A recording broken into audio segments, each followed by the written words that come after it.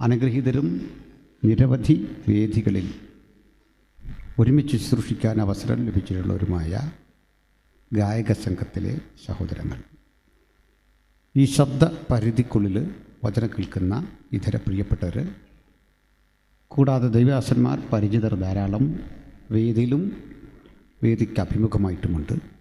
അവർക്കായും ദൈവത്തെ സ്തുതിക്കുന്നു. ബഹുമാനനായ പാസ്റ്റർ കുര്യാക്കോസ് കൊടുക്കച്ചിറ അവറുകളുടെ ഒരു ചിരകാല സ്നേഹിതനാണ്. അദ്ദേഹത്തെയും കാണാൻ കഴിഞ്ഞു. ദൈവം അനുഗ്രഹിക്കട്ടെ എന്ന് പ്രാർത്ഥിക്കുന്നു. മോനെ, ഫീഡ്ബാക്കില്ലേ? നമുക്ക് വചനധ്യാനത്തിലേക്ക് പ്രവേശിക്കാം. അല്പം ഇഫക്റ്റ് തരണേ. കഴിഞ്ഞ തവണ നമ്മൾ കണ്ടപ്പോൾ പറയാഞ്ഞതുകൊണ്ട് തരാൻ ഞാൻ ഇനിയിപ്പോൾ ഞാനങ്ങ് പറഞ്ഞേക്കാം. എഫക്റ്റ് തരണം.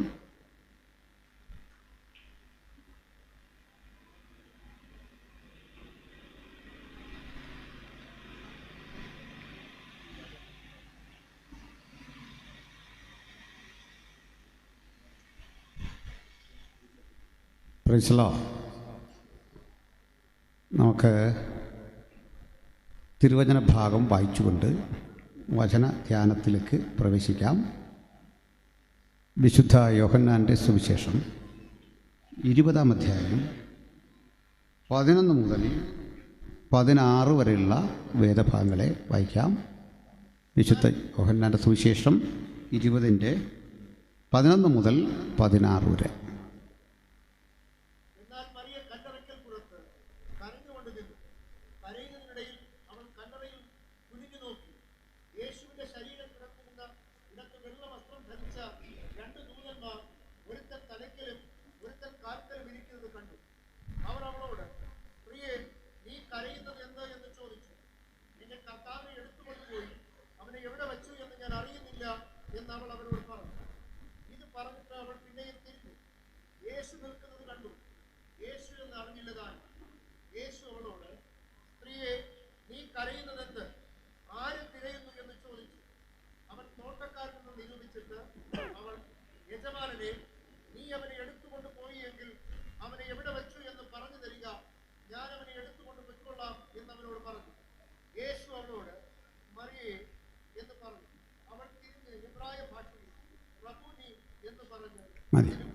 മതി. അനുഗ്രഹീതമായ ഈ തിരുവചന ഭാഗത്തിനായി ദൈവത്തിന് മഹത്വം. വളരെ പരിചിതമായ, വളരെ ജനകീയമായ, ആളുകൾ ധാരാളം മനസ്സിലാക്കിയിട്ടുള്ള ഒരു തിരുവെഴുത്താണ് വായിച്ചിട്ടുള്ളത്. സന്ദർഭവും നമുക്ക് വളരെ പ്രധാനമാണ്. നമ്മുടെ കർത്താവായ യേശുക്രിസ്തു മരിച്ച് അടക്കപ്പെട്ടിരിക്കുന്നു. ഉയർത്തെഴുന്നേറ്റു എന്ന് പറഞ്ഞാലും അത് തെറ്റല്ല. മരിച്ച് അടക്കപ്പെട്ട യേശുക്രിസ്തുവിൻ്റെ കല്ലറയുടെ അരികിലേക്ക് ഒരു സ്ത്രീ ചെല്ലുന്നു. അവളുടെ പേര് മറിയം എന്നാണ്. ആ സഹോദരി തുറന്നു കിടക്കുന്ന കല്ലറ കാണുന്നു. ആ കല്ലറക്കുള്ളിലേക്ക് നോക്കുന്നു. ശവശരീരം കിടന്നിരുന്ന സ്ഥലത്ത് ചുരുട്ടി വച്ചിരിക്കുന്ന ഉറുമാലുണ്ട്. യേശുവിനെ കിടത്തിയ ആ സ്ഥലത്ത് കാൽക്കലും തലക്കലുമായി ശുഭ്രവസ്ത്രധാരികളായ 2 ദൂതന്മാർ, അവരുടെ ദർശനത്തിൽ 2 പുരുഷന്മാരായി തോന്നും, അവരവിടെ ഇരിക്കുന്നു. ഈ ഘട്ടത്തിൽ സങ്കടപ്പെട്ട് കരയുന്ന മറിയം തിരിഞ്ഞ് പുറത്തേക്ക് നോക്കുമ്പോൾ കല്ലറയുടെ പുറത്ത് കർത്താവായ യേശുക്രിസ്തു അക്ഷരാർത്ഥത്തിൽ നിൽക്കുന്നു. യേശുവിനെ കണ്ട് ഇത് തോട്ടത്തിൻ്റെ ഉടമ എന്ന് തെറ്റിദ്ധരിച്ച് അവനോട് വലിയൊരു റിക്വസ്റ്റ്, വലിയൊരു അപേക്ഷ വെക്കുന്നു. യജമാനനെ, എൻ്റെ യേശുവിനെ, എൻ്റെ കർത്താവിനെ ആരോ അപഹരിച്ചു കൊണ്ടുപോയി. എനിക്ക് ആ ക്രിസ്തുവിനെ വേണം. അവനെ എവിടെ വച്ചു എന്ന് പറയുക. ഞാൻ കൊണ്ടുപോകാൻ വന്നിരിക്കുന്നു. ഇതാണ് വായനാ ഭാഗം. ആദ്യം ഇതിൻ്റെ ഒരു പശ്ചാത്തലം പഠിക്കേണ്ടതുണ്ട്. ഒരു പാലസ്തീനിയൻ ശവമടക്കും കല്ലറയും അവിടുത്തെ സന്ദർഭവും പറഞ്ഞെങ്കിൽ ഈ തുറന്ന കല്ലറയെന്ത്, എന്താണ് അതിൻ്റെ അടിസ്ഥാനപരമായ സവിശേഷത, ഇതൊക്കെ മനസ്സിലാവും. മരണാനന്തര ജീവിതത്തിന് വലിയ പ്രാധാന്യം കൊടുത്ത ഒരു സമൂഹമാണ് യഹൂദന്മാർ. അവരെ സംബന്ധിച്ചിടത്തോളം ദേഹം, ദേഹി, ആത്മാവ് ഇങ്ങനെയുള്ള ത്രിമാന ഘടകങ്ങളിൽ വിശ്വസിക്കുന്നവരാണ്. അവരിലെ സദൂക്യർ എന്നൊരു വിഭാഗം ഒഴിച്ചാൽ ബാക്കി യഹൂദ വിഭാഗങ്ങളൊക്കെ തന്നെ മരണാനന്തര ജീവിത സങ്കല്പങ്ങളിലും ന്യായവിധിയിലും ഒക്കെ വിശ്വസിക്കുന്നവരാണ്. മാത്രമല്ല ഭൗതിക ശരീരം വളരെ ആദരവോടെ സംസ്കരിക്കണം എന്നും അവർ പഠിക്കുന്നു. അവർക്ക് ഈ പഠനത്തിന് ഒരു സംസ്കാരത്തിൻ്റെ പിൻബലമുണ്ട്. ആ സംസ്കാരം അവർ പണ്ട് ജീവിച്ചിരുന്ന ഈജിപ്തിലതാണ്. ലോകത്ത് തന്നെ ഏറ്റവും അധികം പണം ചിലവഴിച്ചുള്ള ശവസംസ്കാരം ഈജിപ്തിലെ ഫറവോമാരുടേതാണ്. ഫറവോയുടെ ശരീരം, ആന്തരിക അവയവങ്ങൾ പുറത്തെടുത്ത് അത് പ്രത്യേകം തയ്യാറാക്കിയ കെമിക്കലുകളിൽ മുക്കി 40 മുതൽ 70 ദിവസം വരെ വച്ച് ഉണക്കി സംസ്കരിച്ച് ഒരു തരത്തിലും കേടുപാടുകളില്ലാതെ അതിനെ ദ്രവീകരിച്ച് ദൃഢപ്പെടുത്തി വീണ്ടും ഈ ശരീരത്തിനുള്ളിലേക്ക് തിരിച്ചു കയറ്റി ആ ശരീരം തുന്നിക്കെട്ടി വിലപിടിപ്പുള്ള ഒരു പെട്ടിയിൽ അതിനെ വച്ച് ആ പെട്ടി ഒരു സ്വർണ്ണപേടകത്തിൽ വച്ച് ഒരു വലിയ ടോംബ്, ഏതാണ്ട് ഏക്കറുകൾ വിസ്തൃതി വരുന്ന വലിയ ഒരു പിരമിഡ് എന്ന് കുട്ടികളൊക്കെ പഠിക്കുന്ന, നമ്മളൊക്കെ മനസ്സിലാക്കുന്ന ഉത്തുംഗമായ ഒരു ഗോപുരത്തിനുള്ളിൽ അതിനെ കൊണ്ടുവെക്കുന്നു. പിരമിഡുകൾ അത്ഭുതങ്ങളുടെ, വിവരിക്കാനാവാത്ത ഒട്ടേറെ വസ്തുതകളുടെ ഒരു സ്രോതസ്സാണ്. ഇത് കണ്ടും മനസ്സിലാക്കിയും പഠിച്ചു പോരുന്ന ഇസ്രയേലിലെ ജനത ദീർഘവർഷങ്ങൾ ഈജിപ്തിൽ പാർത്തപ്പോൾ ഇവരുടെ സംസ്കാര രീതി കണ്ടു.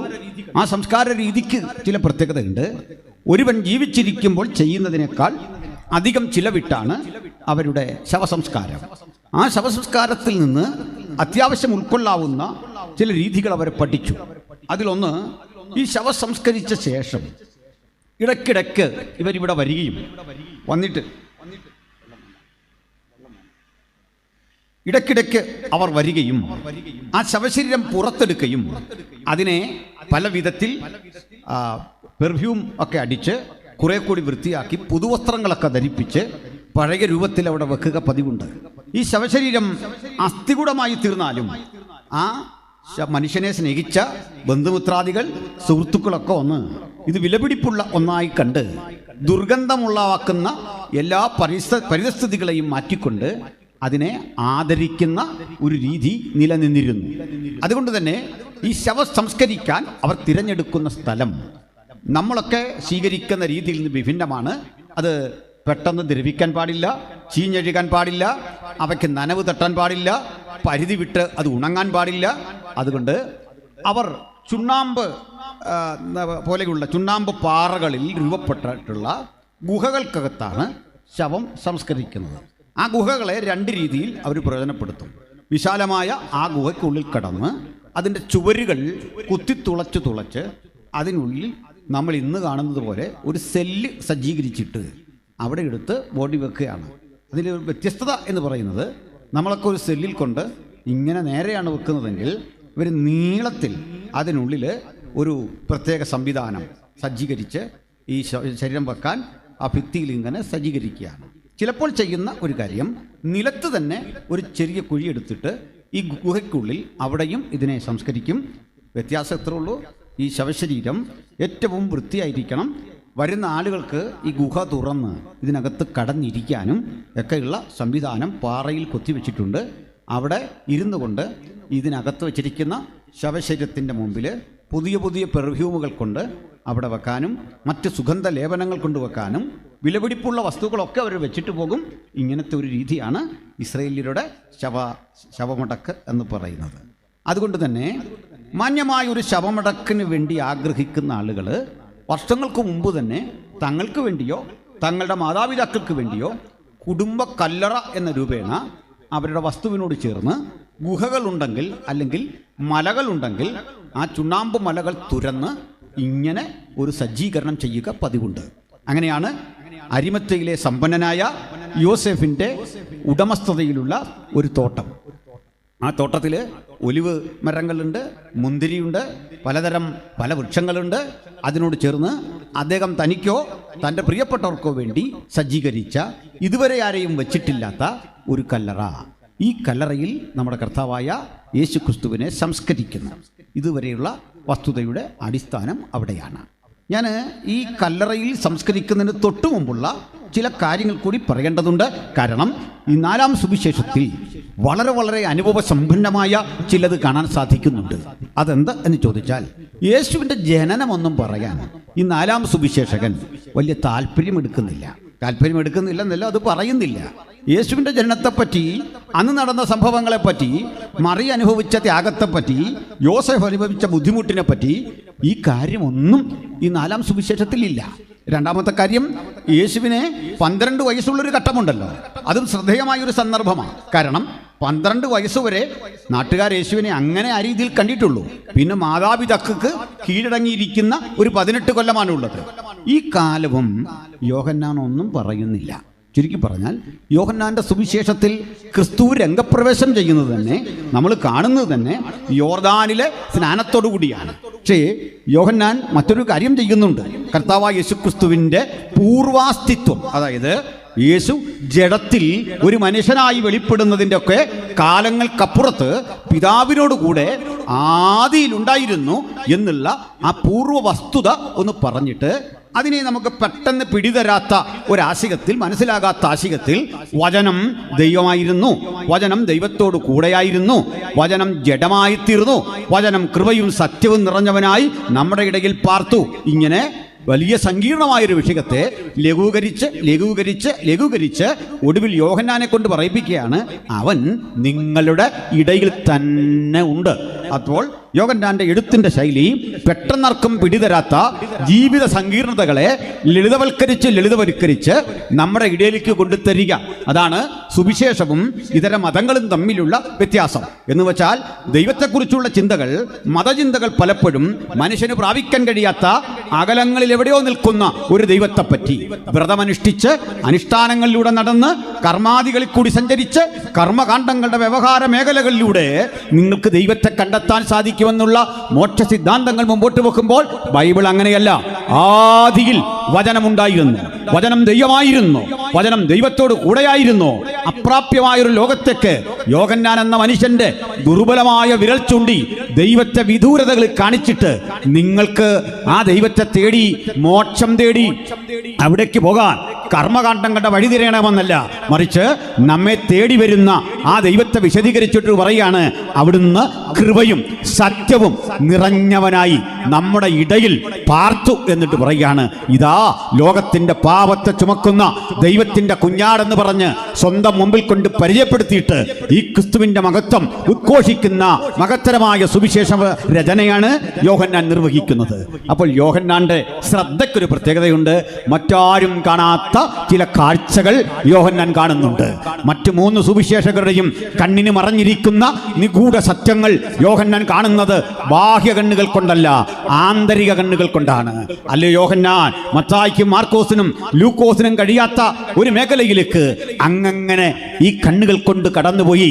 ആദിയിൽ മോശ ഉൽപ്പത്തി എഴുതുന്നതിനും അപ്പുറത്ത് ക്രിസ്തു ഉണ്ടായിരുന്നു പറയുവാൻ അങ്ങ് കാട്ടിയ ആർജവത്തിന്റെ ചേതോവികാരം എന്തെന്ന് ചോദിച്ചാൽ, എങ്ങനെ ഈ കാഴ്ച മുഴുവൻ ആ ഹൃദയത്തിൽ പകർത്തിയെന്ന് ചോദിച്ചാൽ, യോഹന്നാൻ പറയും, ആ കാഴ്ചയേക്കാൾ, പത്മോസിൽ കണ്ട കാഴ്ചയേക്കാൾ, ജീവിതത്തിൽ ഇതുവരെ കണ്ട കാഴ്ചയേക്കാൾ എൻ്റെ ജീവിതത്തെ പ്രചോദിപ്പിച്ചത്, ഒരിക്കൽ ഞാൻ ക്രൂശിന്റെ ചുവട്ടിൽ നിന്നോ, മനുഷ്യരാശിയുടെ മുഴുവൻ പാപത്തിന്റെ പരിണിതഫലമായി നസ്രായനായവൻ ബലിക്കല്ലിൽ ഹോമിക്കപ്പെടുന്ന ദൈവതിരുവെഴുത്തിന്റെ നിവൃത്തി നടക്കുന്ന ഗോൽഗോഥാ കുന്നിലെ മാരക മരക്കുരിശിൽ പ്രാണനെ അർപ്പിക്കുന്ന നസ്രായന്റെ സാന്നിധ്യം ഈ കണ്ണുകൾ കൊണ്ട് ഒപ്പിയപ്പോൾ, അന്നത് സ്വീകരിക്കാൻ പറ്റാത്ത റാണി എൻ്റെ ശരീരത്തിനില്ല. പക്ഷെ കാലമേറെ കഴിഞ്ഞപ്പോൾ എനിക്ക് മനസ്സിലായി, ഈ 90-95 വയസ്സ് വരെ എന്നെ നടത്തിയ പ്രചോദനം ആ ക്രൂശെങ്കിൽ, ആ ക്രൂശിന്റെ തനിമയും അതിന്റെ സന്തോഷം അനുഭവിക്കാൻ നമുക്ക് ഒരുമിച്ച് ആ ക്രൂശിന്റെ സന്ദേശം ഈ ലോകത്തിന് പകർന്നു കൊടുക്കാം. ഉച്ചഭാഷ പരിധിയിൽ ഈ ശബ്ദം കേൾക്കുന്ന മുഴുവൻ ആളുകളോടും ആ കുരിശിന്റെ മഹത്വം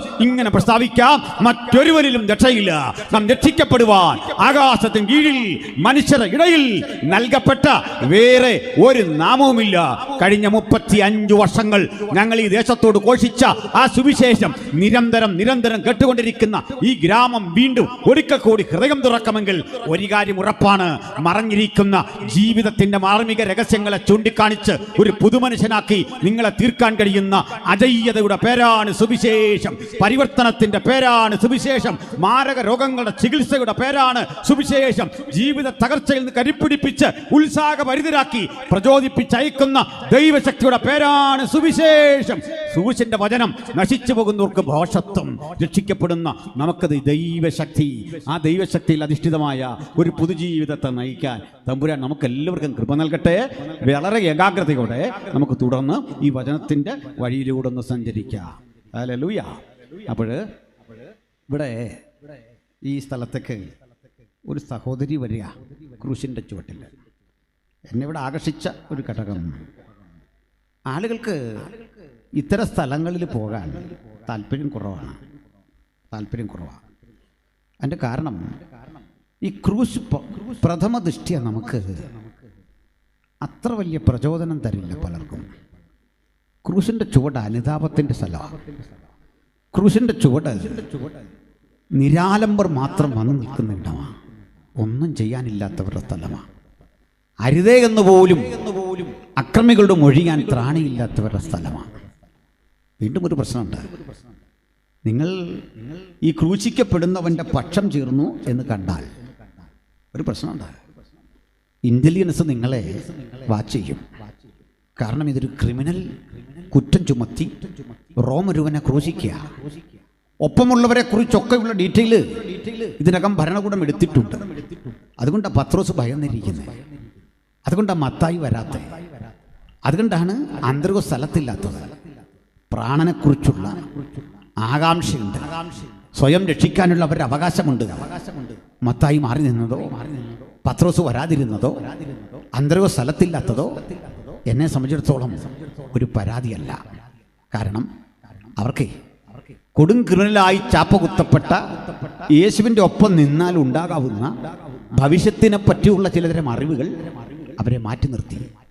ഒരുപക്ഷെ ഭാര്യ പറഞ്ഞു കാണും, സ്നേഹമുള്ള ചേട്ടൻ പറഞ്ഞു കാണും, സ്നേഹമുള്ള സുഹൃത്ത് പറഞ്ഞു കാണും, കൂട്ടുകാരാ പോകരുത്.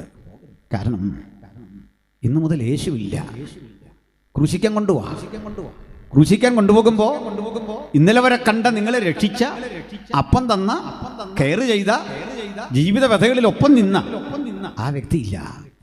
ആ വ്യക്തിയില്ലാത്തൊരു ശൂന്യത നിങ്ങളുടെ കുടുംബത്തുണ്ടാകും. നിങ്ങളെ രക്ഷിക്കാൻ ഇന്നലെ വരെ കൂടെ ഉണ്ടായിരുന്ന ആളില്ലാത്ത അനാഥത്വം ഒരു വശത്ത്, റോമിനെ ശത്രുവാക്കിയാൽ ഉണ്ടാകുന്ന ബുദ്ധിമുട്ട് മറ്റൊരിടത്ത്, ചാരപ്പട കണക്കെ ഒറ്റുകൊടുക്കാൻ കാത്തിരിക്കുന്ന യഹൂദന്മാർ മറ്റൊരിടത്ത്. ഇതിൻ്റെ നടുവിൽ സ്വയരക്ഷയെക്കുറിച്ച് ചിന്തിക്കാതിരിക്കാൻ മനുഷ്യനെന്ന നിലയിൽ പലർക്കും കഴിയില്ല. പക്ഷേ ഈ അവസ്ഥയൊക്കെ നിലനിന്നിട്ടും ഒരു മഗ്ദലീന എങ്ങനെ അവിടെ എത്തി? ഇതൊക്കെ നിലനിന്നിട്ടും ഒരു യോഹന്നാൻ എങ്ങനെ അവിടെ എത്തി? കുറേ സാധു സ്ത്രീകൾ എങ്ങനെ ഇവിടെ എത്തി? ഞാൻ പറയും, വരാനിരിക്കുന്ന കാലം അവരുടേതാണ്. ക്രൂശിൻ്റെ ചുവട്ടിൽ നിൽക്കാൻ മനസ്സുള്ളവരൊരു കാലം വരുന്നു. ആഘോഷത്തിമിർപ്പിന്റെ ആരവാരത്തിൽ ഒപ്പം നിൽക്കുന്നവരുടെ നിന്ന് വ്യത്യസ്തമായി എനിക്ക് ക്രൂശിന്റെ ചുവട്ടിൽ നിന്നാൽ മതി, ഇങ്ങനെ ചിന്തിക്കാൻ കെൽപ്പുള്ള ചിലരിന്നിവിടെ എഴുന്നേൽക്കുമെങ്കിൽ ഒരു കാര്യം ഉറപ്പാ, ഈ ദേശത്തിന്റെ വേലയുടെ വ്യാപനം ആ ക്രൂശിന്റെ ചുവട്ടിൽ നിൽക്കുന്നവരുടെ കൂടെയാ. അപ്പം വാങ്ങി ഭക്ഷിച്ച ആയിരങ്ങളുടെ ലിസ്റ്റിൽ പേരില്ലായിരിക്കാം. ഉയർത്തെഴുന്നേൽപ്പെട്ട ലാസറിനെ കാണാൻ കൂടിയ ആൾ ബഹളത്തിനൊപ്പം നിങ്ങളില്ലായിരിക്കാം. യേശു ഒരു കഴുതപ്പുറത്ത് യെരുശലേമിലേക്ക് യാത്ര ചെയ്യുമ്പോൾ ആ ശക്തിപ്രകടനം കണ്ട് ഹോശന്ന എന്ന് പറയാൻ ഈ സ്ത്രീകൾ അവിടെ ഇല്ലായിരിക്കാം. പക്ഷേ നിങ്ങൾ ഇവിടെയുണ്ട്. ഈ ക്രൂശിന്റെ ചുവട്ടിൽ ചരിത്രത്തിന്റെ ഗതി നിർണയിക്കുന്ന ഗോൽഗോഥ കൊലക്കളത്തിന്റെ തൊട്ടുമുന്നിൽ ചങ്കുറപ്പോടെ നിന്നവരുടേതാണ് ഈ സുവിശേഷം, അവരുടേതാണ് ഈ ബൈബിൾ, അവരുടേതാണ് ഈ തിരുവെഴുത്ത്. ഉടുപ്പ് മലിനമാകാത്ത കുറെ പേർ സർദീസിൽ നിൽക്കുണ്ടെന്ന് പറഞ്ഞതുപോലെ ക്രൂശിന്റെ പരിസരം വിട്ടുപോകാത്ത ചില ആളുകൾ എനിക്കുണ്ട് എന്നതാണ് യേശുവിന്റെ അഭിമാനം. അതാണ് പരിശുദ്ധാത്മാവിന്റെ സന്തോഷം, അതാണ് പിതാവിന്റെ സന്തോഷം. അപ്പം തിന്നവരുടെ മാർഗമല്ലിത്, സൗഖ്യം നേടിയവരുടെ മാർഗമല്ലിത്, ക്രൂശിനെ സഹിക്കാൻ ചങ്കുറപ്പോടെ ഇറങ്ങിത്തിരിച്ചവരുടെ മാർഗമാണിത്. ആളുകളുടെ എണ്ണത്തിലല്ല, ക്രൂശിന്റെ മുമ്പിൽ നിൽക്കുന്നവരുടെ ശക്തി, അവരുടെ ശക്തി ക്രൂശിന്റെ കരുത്ത. ആ ക്രൂശിൽ ഊർജ്ജം ഉൾക്കൊള്ളുവാൻ ഇന്ന് പ്രാർത്ഥനാ പുരസ്സരം ആരിവിടെയുണ്ട്? ഒന്നുറപ്പാ, ഇതുവരെ കാണാത്ത ചില പരിതസ്ഥിതികൾ ജീവിതത്തിൽ സംജാതമാകാൻ ആ ക്രൂശ് നമുക്ക് തരുന്ന ഒരു പുതിയ എനർജി ഉണ്ട്, ഒരു പുതിയ കഴിവുണ്ട്, ഒരു പുതിയ ആത്മനിറവിന്റെ വ്യാപനമുണ്ട്. അത് ഏറ്റെടുത്ത് വേണം ഓരോ ദൈവഗീതങ്ങളും ഇവിടെ വിട്ടുപോകാൻ. നമുക്ക് ആ ക്രൂശിന്റെ ചുവട്ടിലേക്ക് തന്നെ വരണം. സന്തോഷമല്ലേ? ആ, സന്തോഷമാണെന്ന് കരുതുന്നു. ഞാൻ ഈ പ്രഥമ രാത്രി കഴിവതും ക്രൂശീകരണമൊക്കെ പറയാൻ താല്പര്യമുള്ള ഒരാളാണ്. ക്രൂശീകരണത്തെക്കുറിച്ച് പറയാനാണ്. ആദ്യത്തെ ദിവസമാണ് പ്രസംഗമെങ്കിൽ സന്തോഷം, ആദ്യം പ്രസംഗിക്കുന്നതും വലിയ സന്തോഷമാണ്. ഈ ഒടുവിലത്തെ രാത്രി വിളിച്ച എനിക്കൊരല്പം ഭയമില്ലാതില്ല. കാരണം ഞാനൊരു ഉണർവ് പ്രസംഗകനല്ല, നിങ്ങൾക്ക് എന്നേക്കാൾ അറിയാം. അടുത്ത കാലത്തൊരു സഹോദരി പറഞ്ഞു, അമ്മച്ചിയാണ്, എനിക്ക് നല്ല ഉറക്കം കിട്ടുന്നില്ല, പ്രാർത്ഥിക്കണം. ഞാൻ പറഞ്ഞു, പ്രാർത്ഥിക്കണ്ട, ഞാനിന്ന് പ്രസംഗിക്കുന്നുണ്ട്, 1.5 മണിക്കൂർ ഇരുന്നാൽ ഉറക്കം കിട്ടുമെന്നോ. അങ്ങനെ നിങ്ങൾക്കും കിട്ടും. കാരണം ഞാൻ ഈ ഉറങ്ങുന്നവരെ ഇന്നുവരെയും കുറ്റം പറഞ്ഞിട്ടില്ല. എനിക്കോ ഉറക്കമില്ല. എൻ്റെ വൈഫിനോട് ചോദിച്ചാൽ പറയും 2 മണിക്കൊക്കെയാണ് മിക്കവാറും ഉറക്കം. അപ്പോൾ തൃപ്തികരമായിട്ട് ഉറങ്ങിയിട്ട് നാളുകളായി എന്ന് പറഞ്ഞാൽ അതൊരു അതിശയോക്തിയല്ല. ഉറങ്ങുന്നവരെങ്കിലും ഉറങ്ങട്ടെ. അത് ഞാൻ പ്രസംഗിച്ച് കേൾക്കുമ്പോഴാണ് ഉറക്കമെങ്കിൽ അതിൽ വലിയ സന്തോഷം. പിന്നെ ഞാനെടുത്തൊരു തീരുമാനം, ഉറങ്ങുന്ന മനുഷ്യരെ ഞാനായിട്ട് ഉണർത്തില്ല എന്നൊരു തീരുമാനം എടുത്തു. അതിനൊരു കാരണമുണ്ട്. ഞാൻ തീരെ കുട്ടിയായിരിക്കേ, ഹൈറേഞ്ചിൽ തന്നെയാണ്, എന്താ കൊടുവാക്കരണോ അങ്ങനെ കണ്ടൊരു സ്ഥലത്ത്. അതെവിടാന്ന് പോലും ഇപ്പോൾ ഓർക്കുന്നില്ല. കാമാക്ഷി ആ ഭാഗത്തോടെയാണ്. പ്രതിവാസൻ്റെ കൂടെ വന്നു. അപ്പോൾ ഞാൻ 10-15 മിനിറ്റ് അദ്ദേഹം തന്നു. ചർച്ചിനുള്ളിലാണ് ഞാൻ പ്രസംഗിച്ചു. അപ്പോൾ എനിക്കന്നും ഈ ആളുകൾ ഉണരണമെന്നുള്ള നിർബന്ധബോധം ഇല്ലാത്തതുകൊണ്ട് അവരെയൊക്കെ അഡ്ജസ്റ്റ് ചെയ്തു. പക്ഷേ പിന്നാലെ വന്ന പാസ്റ്റർ അത്ര സഹിഷ്ണുതയുള്ള ആളല്ലായിരുന്നു. ഇവിടെ ഗുരുസ്ഥാനിയാണ്. അതൊക്കെ ശരിക്കും വെട്ടി ഉറങ്ങുന്നവരെയൊക്കെ അതും ഇതുമെല്ലാം പറഞ്ഞു. ഒരമ്മച്ചി മാത്രം ഒന്നും മൈൻഡ് ചെയ്തില്ല. അങ്ങനെയും ചില അമ്മച്ചിമാരുണ്ട്, ഒന്നും മൈൻഡ് ചെയ്തില്ല. യോഗം കഴിഞ്ഞിട്ട് എഴുന്നേൽക്കുന്നില്ല. അവസാനം അറിയുന്ന ആളവിടെ മരിച്ചിരിക്കുക. കഥയല്ലത്, മരിച്ചിരിക്കുക. പിന്നെ അവിടെ നിന്ന് ആ ശവോടെ കൂടെ കഴിഞ്ഞേച്ചാ ഞങ്ങൾ പോയത്. ഇതൊക്കെയല്ലോ. അതിനുശേഷം യോഗത്തിനാലിരുന്ന് ഉറങ്ങുന്ന കണ്ടാൽ എനിക്ക് പേടിയാണ്. അങ്ങനെങ്ങളുണ്ട്. ഈ സംഭവത്തിന് ശേഷം ആ തങ്കച്ചാൻ ഇപ്പോഴും ജീവിച്ചിരിപ്പുണ്ട്. ആ കാര്യങ്ങളൊക്കെ ചെയ്തേ എൻ്റെ കൂടെ വന്നേ. എൻ്റെ കൂടെ അല്ല, അദ്ദേഹത്തിൻ്റെ കൂടെ ഞാൻ വന്നു എന്ന് പറയുന്നത് ശരി. അപ്പോൾ അങ്ങനെ ആരും പ്രശ്നമൊന്നും ഉണ്ടാക്കല്ലേ. ഇനി ഉറങ്ങുന്നതും പ്രശ്നമല്ല. ഈ വെള്ള തുണിയൊക്കെ എങ്ങനെ വെച്ച് കെട്ടി നമ്മൾ ഉറങ്ങാം. ഇവിടെ വീഡിയോ എടുക്കുക. ഇതിൻ്റെ എല്ലാം പാപഭാരം നമ്മുടെ ഉണ്ടായിരിക്കും. കണ്ടോ, ആ മനുഷ്യർ മരിച്ചിട്ട് പോലും അയാൾ പ്രസംഗം നിർത്തിയില്ലെന്ന് പറയും. ഫേസ്ബുക്കിൽ എന്തെല്ലാം എഴുതി വിടും ആൾക്കാരല്ലേ. ആ, അപ്പോൾ ഉറങ്ങരുത്, ശ്രദ്ധിച്ചിരിക്കണം, എല്ലാവരും ശ്രദ്ധിച്ചിരിക്കണം. അതുപോലെ തന്നെ ഉറങ്ങുന്നവരെ ഉണർത്താൻ ഞാനായിട്ട് ഒന്നും പറയില്ല. ബിനു ചാരുതയ്ക്കും നമ്മുടെ കക്ഷികളെല്ലാം ഉണ്ടല്ലേ. ആ, അപ്പോൾ അവരോട് ചോദിച്ചാൽ ഇതൊക്കെ തന്നെയാണ്. ഈ ഉറങ്ങിപ്പോകുന്ന കരുതി സ്വരം മാറ്റിയൊരു കല്ലേലിയ. ഞാൻ പലപ്പോഴും പറഞ്ഞിട്ടുണ്ട്. ഒരു ചങ്ങാതിയെ, നമ്മുടെ ഒരു വിദ്യാർത്ഥിയെ പരിചയപ്പെട്ടു, വഴി കണ്ടു. ഞാൻ എൻ്റെ ഗതികേടിന് അവനോട് ചോദിച്ചു, ജേക്കബ് എവിടാന്ന് ചോദിച്ചു. അപ്പോൾ സ്ഥലമൊക്കെ പറഞ്ഞിട്ട് എന്നോട് ചോദിച്ചു. ഞാൻ ചോദിച്ചു, സുഖമായിരിക്കുന്നു, കൃപയാൽ സന്തോഷമായിരിക്കുന്നു, സാറിപ്പോൾ എവിടാ? ഞാൻ ചോദിച്ചു, നീ കോഴിപ്പോവിനെ ജീവനോടെ വിഴുങ്ങോ ഈ സൗണ്ട് കേട്ടിട്ട്? കാരണം ഇങ്ങനത്തെ ഒരു സൗണ്ടും ഒക്കെ വെച്ചാൽ സ്ത്രീകൾക്ക് വലിയ സന്തോഷം. അതാ ഉണർവെന്ന ആളുകൾ ധരിച്ചിരിക്കുക. മിമിക്രിക്കാർ വരുന്നതല്ല, നമ്മൾ സ്വരമൊക്കെ ഒന്ന് മാറ്റി അല്ലേ. ആ, നമ്മുടെ ചാരുത പറയുമെന്ന് എനിക്കറിയില്ല. നമ്മളെല്ലാം കൊണ്ട് ഒരു ഹല്ലേലൂയ പറയിപ്പിച്ചിട്ട് അവർ പറയുക പോരാ. യാക്കോബ് പറയുമെന്ന് പറയാം. യാക്കോബ് പോയോ? ആ, ഇവിടെ ഉണ്ട്. നമ്മളോട് ചോദിക്കും, നമ്മൾ പറയാം പോരാ. എന്തോ പോരുന്ന? ശബ്ദം പോരുന്നു, ആത്മാർത്ഥത പോരുന്നു, വണ്ടിക്കൂലി പോരുന്നു, ആഹാരം പോരുന്നു. എന്തോ ഈ പറയാം, കാര്യം പറ. അല്ലേ, സന്തോഷം. കാര്യം എന്താണെന്ന് വെച്ചാൽ നമ്മൾ ഉപയോഗിക്കുന്ന ശബ്ദത്തിൻ്റെ കനമാണോ ആരാധനയുടെ പവർ? അതിൻ്റെ മൂല്യം അതാണോ? അതല്ല. അതുകൊണ്ട് പറഞ്ഞാണ്.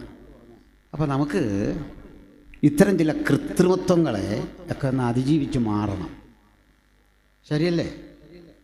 നമുക്ക് സന്തോഷമില്ല, മാറണമെന്ന്. കാരണം നമ്മളെല്ലാം വരുമ്പോൾ എവിടെയോ ഒരു ഇറിറ്റേഷൻ, എവിടെയോ ഒരാക്കക്കുറവ്, എവിടെയോ ഒരു യഥാർത്ഥ ഉണർവിൻ്റെ അഭാവം. പിന്നെ ആകെപ്പാടെ നമ്മൾ പറയുന്നത് എന്താ? പണ്ടൊക്കെ എന്തൊരാനന്ദമായിരുന്നു. പ്രായമുള്ള ആളുകളൊക്കെ പറയുന്ന വണ്ടി ഞങ്ങൾ ചൂട്ടുകറ്റയൊക്കെ കെട്ടി 8-10 കിലോമീറ്റർ നടന്ന് മല ഇറങ്ങി കൺവെൻഷന് പോയപ്പോൾ വലിയ ആനന്ദമായിരുന്നു. ഞാൻ കേട്ടിട്ട് പറഞ്ഞൊരു കാര്യം ചെയ്യും, നാളെ ചൂട്ടുകറ്റ കെട്ടിപ്പോരും. ഇനി അതുകൊണ്ടാണ് ഇത് കിട്ടാത്തതെങ്കിൽ നിങ്ങൾ വണ്ടിയിലൊന്നും പോരരുത്. പിന്നെ എന്ത് ചെയ്യണം? അത് പിന്നെ സൂക്ഷിച്ച് കൈകാര്യം ചെയ്യണം. പഴയ പോലല്ല കാലം. അങ്ങനെ ചൂട്ടുകറ്റ കെട്ടി നടന്ന് മല ഇറങ്ങി വരാത്ത കൊണ്ടാണ് ഇന്നത് കിട്ടാത്തതെന്ന് പറഞ്ഞിട്ട് അർത്ഥമില്ല.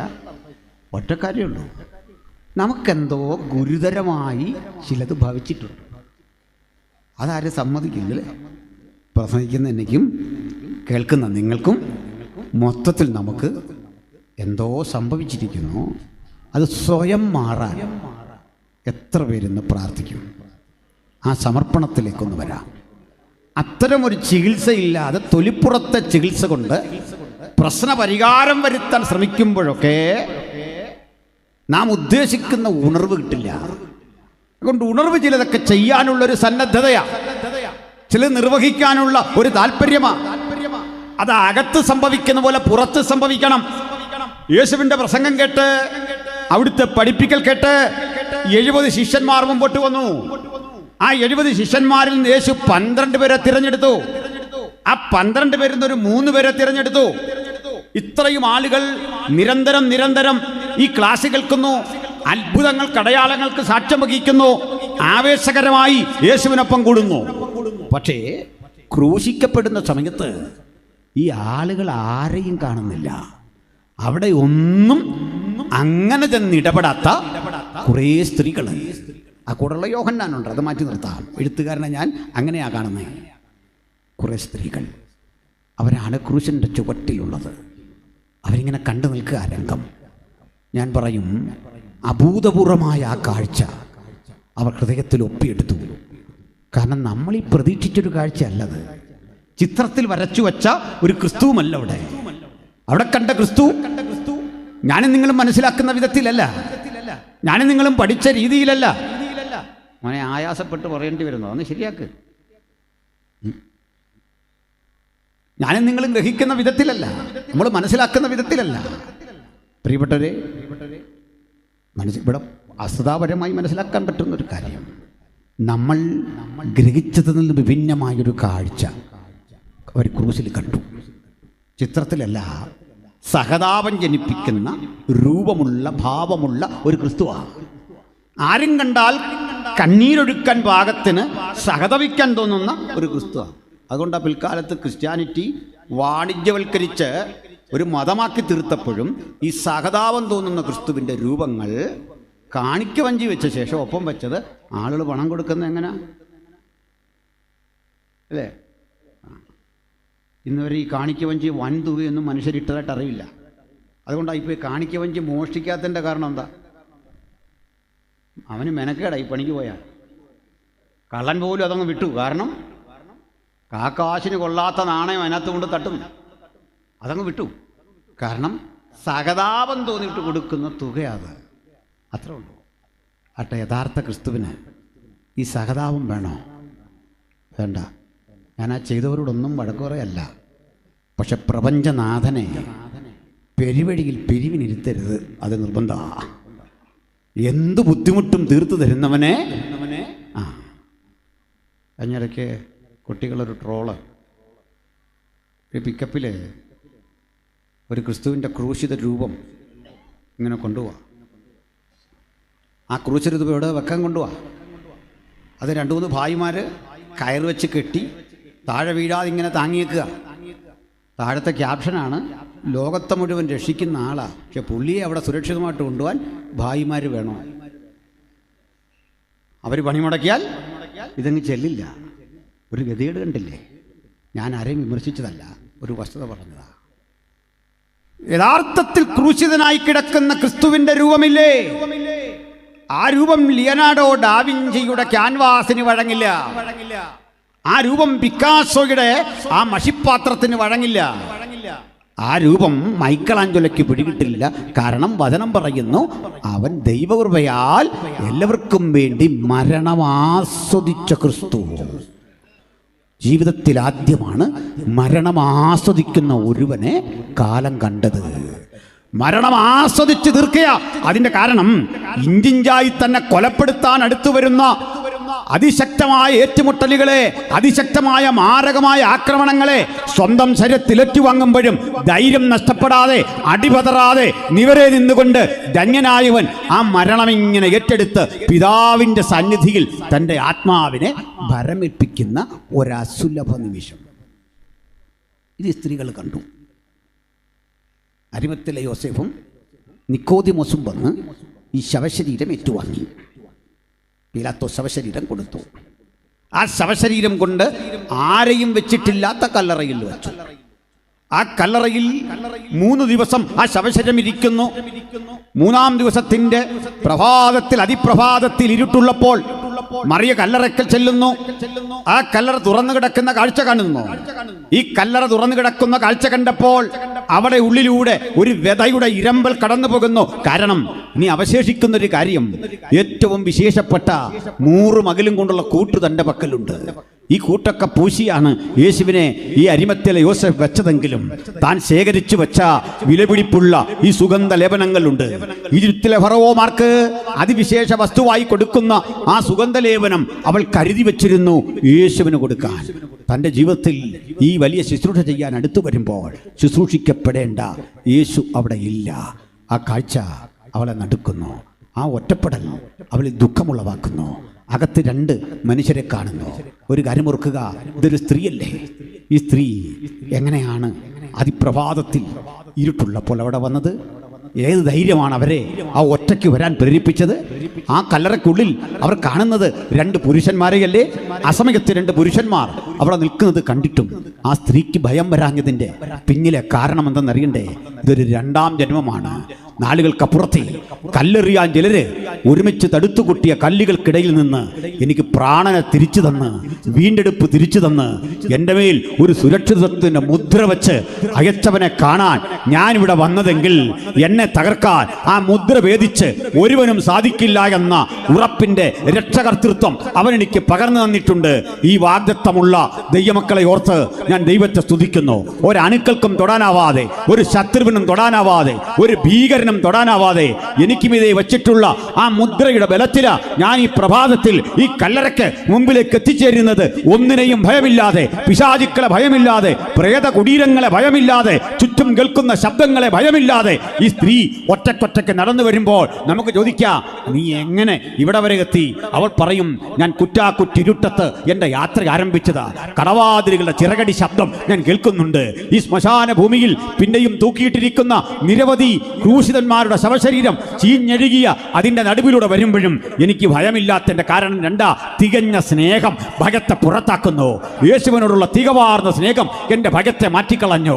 എല്ലാ ഭയത്തോടും വിട പറഞ്ഞുകൊണ്ട് ജയാളിയായി ഞാൻ ഇവിടേക്ക് വരുമ്പോൾ എൻ്റെ ചുവട്ടടിയിൽ ഓരോ നടപ്പിലുമുണ്ട് ഒരു ജഗത്തിൻ്റെ അധികാരം. നമുക്കും ഇന്ന് ഈ ക്രൂശിതൻ്റെ അരികിലേക്ക് ചെല്ലുമ്പോൾ ഈ ജഗത്തിൻ്റെ ഒരു ശക്തി ചൈതന്യം നമ്മളിൽ വ്യാപരിക്കണം. അത് രോഗശാന്തിയായി, ദൈവകൃപയായി, ഞാനും നിങ്ങളും ഭയപ്പെട്ട ഇരുട്ടിൻ്റെ അനുഭവങ്ങളായി ജയമെടുക്കുവാൻ ബാധ്യസ്ഥരായ ദൈവമക്കളെ ഓർത്തുകൊണ്ട് ഞാൻ ദൈവത്തെ സ്തുതിക്കുന്നു. അകത്തും പുറത്തും ഇരുന്ന് വചനം കേൾക്കുന്ന പ്രിയപ്പെട്ടവരെ, ഭയം നിങ്ങളെ വിട്ടു പോകട്ടെ. നാളെയെ കുറിച്ചുള്ള ഭയം വിട്ടു പോകട്ടെ. ഭാവി സംബന്ധമായ ഭയം വിട്ടു പോകട്ടെ. രോഗസംബന്ധമായ ഭയം വിട്ടു പോകട്ടെ. ആർക്കല്ലുരുട്ടി നീക്കും എന്ന പ്രതിബന്ധങ്ങളെ തരണം ചെയ്യാനുള്ള ഭയം വിട്ടു പോകട്ടെ. പുത്തൻ നിറവോടെ, പുത്തൻ അഭിഷേകത്തോടെ നമുക്ക് ഈ കല്ലറയുടെ അരികിലേക്ക് എത്തണം. ഞാൻ വിളിച്ചു പറയും, ഇതേ സമയത്ത് തുറക്കപ്പെട്ട യെരൂശലേം ദേവാലയമില്ലേ, 100 കണക്കിന് സിനഗോഗുകളില്ലേ, മനുഷ്യൻ പ്രഭാത നമസ്കാരത്തിനായി കണ്ണു തുറന്ന് എഴുന്നേറ്റ് വരുന്ന സമയമല്ലേ? ചില കുളിച്ച് ശുദ്ധരായി ദേവാലയ കർമ്മങ്ങളിലേക്ക് പോകുകയല്ലേ?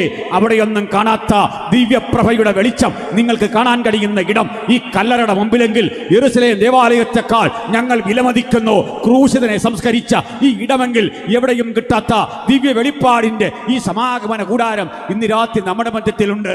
ദൈവ തേജസ്സായി ദൈവകൃപയായി വിശ്വസിക്കുന്ന പ്രിയപ്പെട്ടവർക്ക് അത് പുത്തൻ അഭിഷേകമായി ഇന്നിവിടെയുണ്ട്. ഈ 2006 ഒരു കൺവെൻഷൻ കൂടി കൂടുമ്പോൾ ദൈവമക്കളെ ചടങ്ങുകളുടെ ആവർത്തനമല്ല, നാളെ ഈ നിറവിന്റെ ഒരു പുനരുൽപാദനം. നൂറുകണക്കിന് ദൈവമക്കൾക്ക് ചില പുത്തൻ പ്രചോദനം എനിക്കും ചിലതിൻ്റെ യേശുവിനായി ചെയ്യണം. ഇതുവരെയൊക്കെ നമ്മൾ എന്താ ചിന്തിച്ചത്? ഒരു യോഗത്തിന് ചെല്ലുമ്പോൾ, ഒരു പ്രാർത്ഥനയ്ക്ക് ചെല്ലുമ്പോൾ നമുക്ക് എന്തെങ്കിലും കിട്ടണം. അത് തെറ്റൊന്നുമല്ല. നമ്മളോടെല്ലാം പറയുന്നത് പ്രാപിച്ചോ പ്രാപിച്ചോ എന്നാണല്ലേ. പിടിച്ചോ പിടിച്ചോ പ്രാപിച്ചോ പ്രാപിച്ചോ എന്നൊക്കെ പറഞ്ഞാണ് അല്ലേ. ഒരുത്തം കഴിഞ്ഞിടയ്ക്ക് പിടിച്ചോ പിടിച്ചോ. നമ്മൾ സാധാരണ ഇത് ഈ പട്ടി അഴിച്ചു വിട്ടിട്ട് നമ്മളോട് ശത്രുക്കൾ പറയുന്ന പിടിച്ചോ പിടിച്ചോ എന്നല്ലേ. ഇതേ രീതിയിലൊക്കെ സ്റ്റേജിൽ നിന്ന് തട്ട് എന്തെല്ലാം കോമഡികൾ നമ്മളിന്ന് കാണണം. ഞാൻ അതിലേക്കൊന്നും പോകുന്നില്ല. അല്ലെങ്കിലും ഞാൻ ഈ ആഭ്യന്തര കാര്യങ്ങൾ ഇങ്ങനെയുള്ള സ്ഥലങ്ങളിൽ പറയാറില്ല. അതുകൊണ്ട് എനിക്ക് ആഭ്യന്തര ശത്രുക്കൾ ഇല്ലാതില്ല, അത് മറ്റൊരു സത്യം. എന്നാലും ബാഹ്യ ശത്രുക്കളും ആഭ്യന്തര ശത്രുക്കളും ഇഷ്ടം പോലുണ്ട്. നമ്മൾ ഈ കുടുംബരഹസ്യമൊക്കെ പറയേണ്ട സ്ഥലവും രീതിയുണ്ടല്ലേ. അതൊരു പരോക്ഷ ഭാഷയിലൊന്നും പറയുന്നതിന് കുഴപ്പമില്ല അല്ലേ. കുടുംബത്തകത്ത് തിരുത്താനുള്ളത് ഇങ്ങനെ കൺവെൻഷൻ അല്ല പറയുന്നത്. പൊക്കോട്ടെ, തിരിച്ചു വരാം. അപ്പോഴേ ഈ നമ്മുടെ ഇടയിൽ കിട്ടട്ടെ, ദൈവസ്ഥലിൽ നിന്ന് വല്ലതും കിട്ടണം, വല്ലതും ലഭിക്കണം. സത്യത്തിൽ എത്ര പേര് ചിന്തിച്ചു എനിക്ക് വല്ലതും ദൈവത്തിനായി ചെയ്യണം? അങ്ങനെ ചിന്തിച്ചിട്ട് എത്ര നാളായി? എൻ്റെ മനസ്സ്, എൻ്റെ ശരീരം, എൻ്റെ സമ്പത്ത്, എൻ്റെ ഊർജം, എൻ്റെ അറിവ്, എൻ്റെ അന്വേഷണം, എൻ്റെ ജാഗ്രത, എൻ്റെ കുറവ്, എൻ്റെ രോഗം, എൻ്റെ ദൗർബല്യം, എൻ്റെ ദാരിദ്ര്യം, ഞാൻ എന്തായിരിക്കുന്നുവോ അത് സർവസ്വവും യേശുവിൻ്റെ പക്കലൊന്ന് വെക്കണം. പച്ചവെള്ളം പോലെ എനിക്കൊന്ന് പകരണം. ഒന്നുറപ്പാ, വീഞ്ഞാക്കി ജീവിത പ്രശ്നങ്ങളെ തിരിച്ചു തരുന്നവനാ കർത്താവ്. നമ്മുടെ പ്രാർത്ഥനയെല്ലാം പച്ചവെള്ളം പോലെ, രുചിയില്ല, മണമില്ല, ഗന്ധമില്ല. പക്ഷെ യേശു തൊട്ടാൽ അതിൻ്റെ രുചി മാറും, ഗന്ധം മാറും, നിറം മാറും, അനുഭവം മാറും. അതുകൊണ്ട് യേശുവിൻ്റെ അതിലേക്ക് വാ. വരുന്നെന്തിനാ? എനിക്ക് യേശുവിനായി ചിലത് ചെയ്യണം. ഞാൻ മറിയിലേക്ക് വരാം. അതിനുമ്പൊരു കാര്യം, 5 അപ്പവും 2 മീനും യേശുവിന് കൊടുത്ത ഒരു ബാലനുണ്ട്. സാധാരണഗതിയിൽ ഒരു ബാലൻ ഈ 5 യവത്തപ്പവും 2 മീനും കഴിക്കുമോ? അങ്ങനെ കഴിക്കുന്ന കുഞ്ഞുങ്ങളുണ്ടെങ്കിൽ അങ്കിളിനോട് ക്ഷമിക്കണം, ഞാൻ നിന്നെ അല്ല ഉദ്ദേശിച്ചത്. മനസ്സിലായോ? അവളുമാർ 2 പേരും എവിടെയും ചിരിക്കുന്നു. കുഴപ്പമില്ല, നിങ്ങൾ ശാന്തമായിട്ട് കേൾക്കില്ലേ. ചിലയിടത്ത് കുഞ്ഞുങ്ങളുടെ ബഹളം കാരണം ഒന്നും പറ്റിയല്ല. ചിലയിടത്ത് അവൾ പ്രസംഗിക്കാൻ നിൽക്കുക, കുഞ്ഞുങ്ങളുടെ പരിപാടി കണ്ടാൽ ലോകത്തിലേക്ക് വരാനുള്ള എതിർ ക്രിസ്തു ഇവൻ തന്നെയാണോ നമ്മൾ സംശയിച്ചിട്ടുണ്ട്. പിന്നെ അന്നേരം അത് പറയല്ല, എന്ത് മാന്യമായിട്ടോ കുഞ്ഞുങ്ങളിരിക്കുന്നത്. നല്ല മക്കൾ ഇങ്ങോട്ട് ശ്രദ്ധിച്ചിരിക്കും. ആ വെളിപ്പാട് 13 പറയുന്ന ഇവൻ തന്നെയാണോ എന്ന് പലയിടത്തും തോന്നിയിട്ടുണ്ട്. ഇത് വളരെ വ്യത്യാസം. പോട്ടെ. അപ്പോഴേ പിന്നെ ചില മുതിർന്നവർ ആ ഒരു കോലത്തിലൊക്കെ വരും, അത് വേറെ വിഷയം. പോട്ടെ. വെളിപ്പാട് 13 പോലെ വരുന്ന എത്രയോ മനുഷ്യരുണ്ടല്ലേ, 7 കൊമ്പും ഇങ്ങനെയൊക്കെ ഉള്ള ആൾക്കാരുണ്ട്. പോട്ടെ. അപ്പോഴേ ഈ പയ്യൻ 3 അപ്പം അവൻ്റെ പിതാവിനും 2 അപ്പം അവനും വേണ്ടി കൊണ്ടുവന്നു. അവൻ്റെ 2 മീൻ 2 പേർക്ക് ഓരോന്ന്. അങ്ങനെ ഒരു കണക്ക്. അത് യവത്തപ്പം ഉണ്ടാക്കിയെടുക്കാൻ വലിയ പാടാണ്. അതിന് കയ്പുണ്ട്. മാത്രമല്ല അത് ആ സാധനം തന്നെ സ്നാക്സിൻ്റെ കൂടെ പെടുത്താവുന്നതാണ്. വിശപ്പിനുള്ളതാണ്, സ്വാദിനുള്ളതല്ല. വിശപ്പിനും സ്വാദിനും 2 തരം ഭക്ഷണം. മനസ്സിലായോ? നമ്മുടെ അധ്യക്ഷനായ ദിവാസൻ്റെ മക്കളുടെ കല്യാണമെല്ലാം കഴിഞ്ഞു. 2 പേരെയും കഴിഞ്ഞു. ഒരാളുണ്ട്. ദിവാസൻ്റെ ഇനി കല്യാണം നടക്കാനുള്ള മോനോ മോളോ നമ്മളെല്ലാം കല്യാണത്തിന് വിളിച്ചു. നമ്മളെല്ലാം വരുമ്പോൾ ഉണ്ട് അല്ല 1-ാം തരം കഞ്ഞി, അച്ചാറ്, പപ്പടം. നമ്മൾ നല്ലതാണല്ലേ. സൂപ്പർ കുത്തരി കഞ്ഞി, ചമ്മന്തി, അച്ചാറ്, പപ്പടം. അത് കഴിക്കാൻ നമ്മൾ നിൽക്കുമോ? അവർ രണ്ടും കൂടെ കഴിക്കട്ടെ നോക്കൂ അല്ലേ? നമ്മൾ വീട്ടിൽ പോരും. അച്ഛൻ പറയും, മോനെ എനിക്ക് ഇച്ചിരി തിരക്കുണ്ട്, പോയേക്കാണ്. നമ്മൾ ഓരോന്നും പറഞ്ഞ് മാറും. കാരണം എന്താ? കല്യാണത്തിന് കഴിക്കാൻ പോയേക്കെന്തിനാ? സ്വാദിനാ. ഇനി നമ്മുടെയൊക്കെ കല്യാണമെന്ന് പറഞ്ഞാൽ ഇനി അത് കഴിക്കാനൊക്കത്തില്ല. കാരണം ആശംസ അനുശോചനം എല്ലാം തീർന്നു വരുമ്പോൾ മനുഷ്യൻ്റെ നട്ടലൊടിയല്ലേ. ഈ കല്യാണം നടത്തുന്നവന് ഇച്ചിരി ചുരുക്കി ചെയ്താലും ആശംസക്കാരൻ അതിൻ്റെ ആ മുഴുവൻ പകിട്ടും കളയും, മൊത്തം തീർക്കും. ഇതാ സ്ഥിതി. എന്നാലും എത്ര നല്ല ഭക്ഷണം തന്നാലും, മട്ടൻ ബിരിയാണി തന്നാലും, ഊണ് തന്നാലും, ഇതെല്ലാം കഴിച്ചിട്ട് പോകുമ്പോൾ ചില ഗതികെട്ട മനുഷ്യർ പിന്നെയും പറഞ്ഞു പോവും, എന്തോ ഒരു ഭക്ഷണമായിരുന്നു. സത്യത്തിൽ ഇവനൊക്കെയുള്ള ഈ ശാപം അത് ബാംഗ്ലൂരിൽ നിന്ന് വന്ന് മുറിച്ചാൽ പോലും മുറിയല്ല, അവിടെ കിടക്കുക. ഇത് അറിയില്ല. ഇവൻ്റെ ആ വർത്തമാനം കേട്ടാൽ ഇന്നലെ ഭയങ്കര ഫുഡാരെന്ന് തോന്നും. അപ്പനതിലെ ഇങ്ങനെ നെഞ്ചു തിരുമ്മി കിടക്കാം. ഞാൻ ഈ കല്യാണം കഴിഞ്ഞോടെ എനിക്കൊരു ചെറിയ പ്രയാസമായിപ്പോയി. എന്നോട് മോള് പറഞ്ഞു, അപ്പ ഈ ഗൗരവത്തിൽ ഇരുന്ന വീട്ടിൽ വരുന്ന മനുഷ്യർ ഈ നമ്മളോട് സഹകരിക്കുന്നതിന് എന്തൊക്കെ ഒരു പ്രയാസം പറ്റുള്ളൂ, പിണങ്ങിയാന്ന് ഓർക്കുമെന്ന് പറഞ്ഞു. നമ്മുടെ മുഖത്തിന് എന്തോ ഒരു ഗൗരവം ഉണ്ടെന്ന് അവൾക്ക് തോന്നുന്നത്. മറ്റൊരു മോള് പറഞ്ഞു, പപ്പ ഏറ്റവും എനിക്ക് ഇഷ്ടപ്പെട്ടത് ആ മാസ്ക് ധരിച്ച സമയത്താണ്. വലിയ വൃത്തികേടില്ലായിരുന്നു. ഇവിടെ ഈ ഗൗരവം കൊണ്ട് പറഞ്ഞു പോന്ന. അതുകൊണ്ട് എല്ലാവരുടെയും ചിരിക്കണമെന്ന്. സത്യം നിങ്ങളോട് പറയാം, ഞാൻ ചിരിച്ചിരിച്ചെൻ്റെ കവിളിൽ വേനയായിപ്പോയി. കാരണം ചിരി വരാതെ ചിരിക്കുക. നമ്മുടെ ബുദ്ധിമുട്ടൊന്ന് ആലോചിച്ച് നോക്കി. കാരണം ചിരിച്ചില്ല ഇവൻ കഴിക്കാൻ പോകും, അത് വലിയ പാടാണ് അല്ലേ? നമ്മളൊക്കെ ആൾക്കാരുടെ പരിപാടി എന്ന് പറഞ്ഞാൽ ചിരിക്കണം, കൈ കൊടുക്കണം. എവിടുന്ന് ഈ കല്യാണം നടത്തുന്നവൻ്റെ ബുദ്ധിമുട്ടറിയോ? അവനതിൽ ഇങ്ങനെ നെഞ്ചും തിരുമ്മി നടക്കുക. അന്നേരം നമ്മൾ പറയാണ്, പഴം ഒത്തില്ല, ഐസ്ക്രീം ഒത്തില്ല, അങ്ങ് പോയേക്കെ ഒന്ന് അനുഗ്രഹിച്ചിട്ട് പോവല്ല. നമ്മുടെ ആൾക്കാർ രോഗിയെ കാണാൻ ചെന്നാൽ കണ്ടോ, 1 കിലോ ഓറഞ്ചും കൊണ്ട് അങ്ങോട്ട് ചെല്ലും. ആ ഓറഞ്ച് അവിടോട്ട് വെച്ചിട്ട് ആ സ്കാനിങ് റിപ്പോർട്ടെല്ലാം എടുത്ത് നോക്കിയിട്ട് പറയാം, ഞങ്ങൾക്ക് ഇതുപോലൊരു അപ്പച്ചനുണ്ടായിരുന്നു, കഴിഞ്ഞ മാസം മരിച്ചു പോയെന്ന്. ഇതേ രോഗം. നീ എന്തിനു പോയതാ ഈ ഓറഞ്ചും മേടിച്ച്? ഒരാശ്വാസവും കൊടുക്കുകയില്ല. അപ്പോഴേ സ്വാദിനുള്ള ഭക്ഷണം വേറെ, സ്നാക്സ് വേറെ. ഒന്ന് കഴിക്കുക അല്ലേ? മനസ്സിലായില്ല. അത് ആദ്യത്തെ മനസ്സിലായി. ഒരു മരണ വീട്ടിൽ നമ്മൾ ചെന്നു, ആ ചായയും മണ്ണും ഒക്കെ കഴിച്ചിട്ട്, വട കഴിച്ചിട്ട് നമ്മൾ പറയുക, എന്തോ ഒരു വടയായിരുന്നു. അപ്പോൾ അവിടുത്തെ അച്ഛൻ പറയാണോ, ഇന്നിങ്ങനെ പോട്ടെ, ഇനി അവസരം വരുന്നുണ്ടല്ലോ, ഒരു ദിവസം കൊണ്ട് നേരം വെളുക്കല്ലോ. നമ്മുടെ വീട്ടിൽ കുറേ കുട്ടികൾ എല്ലാം വന്നു അടുത്ത വീട്ടിലൊരു അപ്പച്ചനെ പരിചയപ്പെട്ടു. ഈ വന്നന്മാർക്കിടയിൽ ഒരു കുസൃതിക്കാരൻ ഈ അപ്പച്ചനെ ഭയങ്കര വർത്തമാനം എല്ലാം പറഞ്ഞിട്ട് അങ്ങോട്ട് തിരിച്ചു വന്ന് ഈ അപ്പച്ചനോട് പറയുക, താമസിക്കാതെ ഞങ്ങൾ ഒന്നുകൂടെ വരും അപ്പച്ച, അധികം താമസിക്കാതെ ഞങ്ങൾ ഒന്നുകൂടെ വരും. കണ്ടോ ന്യൂജൻ പിള്ളേർ ഓരോ ഭാവന പോകുന്ന പോക്കേ. അപ്പോഴേ ഈ വട കഴിച്ചാൽ എന്തെങ്കിലും ആട്ടം നിർത്ത് പോവാ, ഇതിനെ കൊള്ളൂ യവത്തപ്പം. കാരണം ഇവനൊരു ചെറിയ കയ്പുണ്ട്, അതാ സ്ഥിതി. എന്നിട്ടും ഒരു പാവ അമ്മച്ചി തലേന്ന് രാത്രി ഇടിച്ച് 7 തവണ തെളിനീര് ഊറ്റി ഈ ക്രീമാക്കി മാറ്റി അപ്പം കൊടുത്തു വിട്ടാണ്ടോ കൊച്ചിൻ്റെ. ആ പയ്യൻ്റെ ഇന്ന് തന്നെ യേശു വാങ്ങിയത് കണ്ടോ? അത് തന്നെ പ്രാർത്ഥിച്ച് കൊടുത്തുണ്ടോ? കൊടുത്തവനാണോ തൃപ്തി, കഴിച്ചവനാണോ തൃപ്തി? കഴിച്ചവന് സംതൃപ്തി വന്നു, കൊടുത്തവന് കൂടുതൽ തൃപ്തി.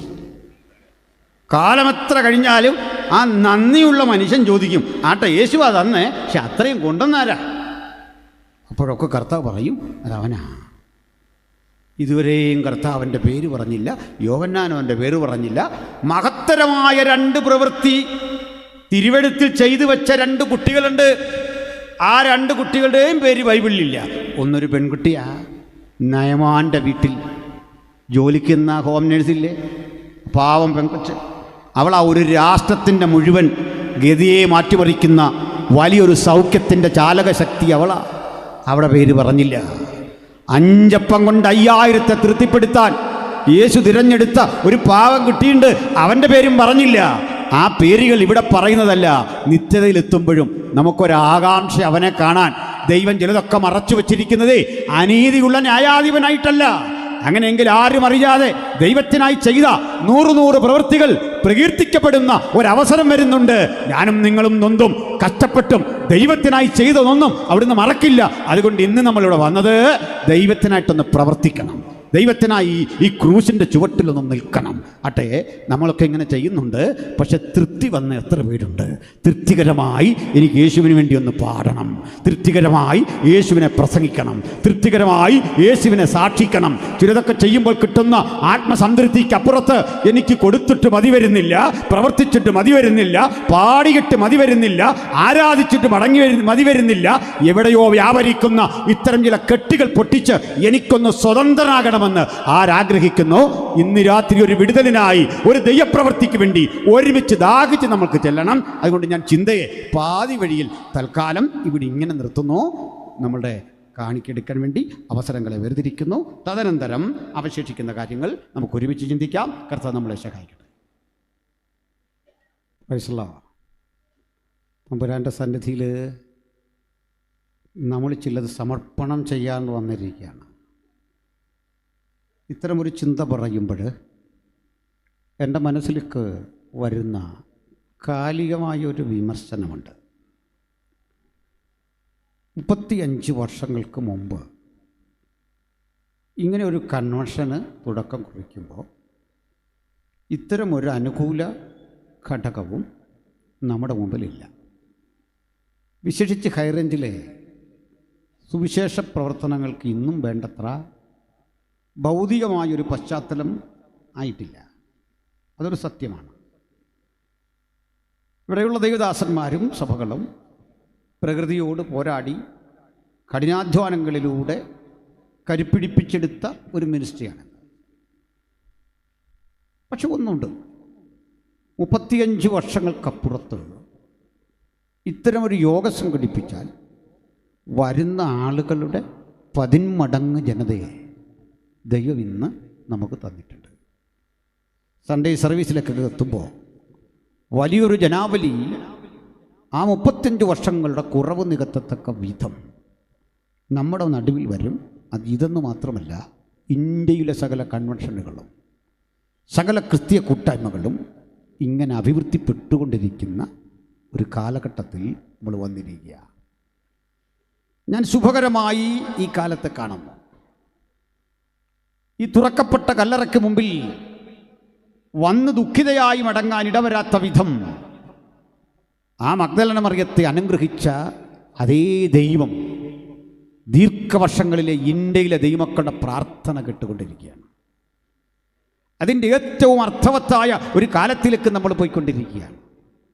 അതിൻ്റെ കാരണം പറയാം.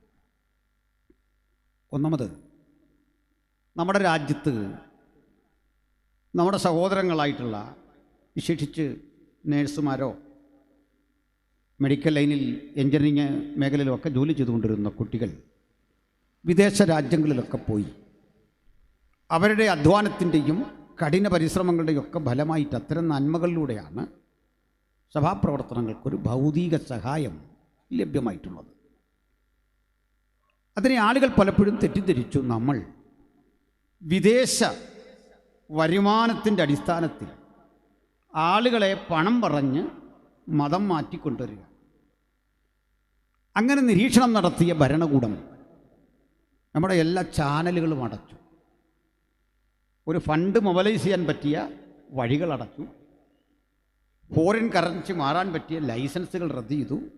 അങ്ങനെ കഴിഞ്ഞ 8-10 വർഷങ്ങൾ നമ്മൾ കടന്നുപോയത് ഇത്തരത്തിലെ ചില വഴികളെ അടയ്ക്കുന്ന ഭരണകൂട ഇടപെടലുകൾ കണ്ടുകൊണ്ടാണ്. അതിൻ്റെ മധ്യ ചിലർ ഭയന്നിട്ട് ഇത്തരം സംവിധാനങ്ങളുമായി കോംപ്രമൈസ് ചെയ്തു. നമ്മൾ അവിടെയും നിന്നില്ല. നമ്മൾ എല്ലാ ഭരണകൂടത്തെയും ബഹുമാനിക്കുന്നു, നമ്മളെല്ലാവരോടും ആദരവ് പുലർത്തുന്നു. കക്ഷി രാഷ്ട്രീയമില്ല. രാഷ്ട്രീയ ബോധം വ്യക്തിപരമാണ്. സഭയ്ക്കൊരു രാഷ്ട്രീയ നിലപാടുമില്ല. ഈ രൂപത്തിൽ ഇതുവരെ പ്രവർത്തിച്ചു വന്നു.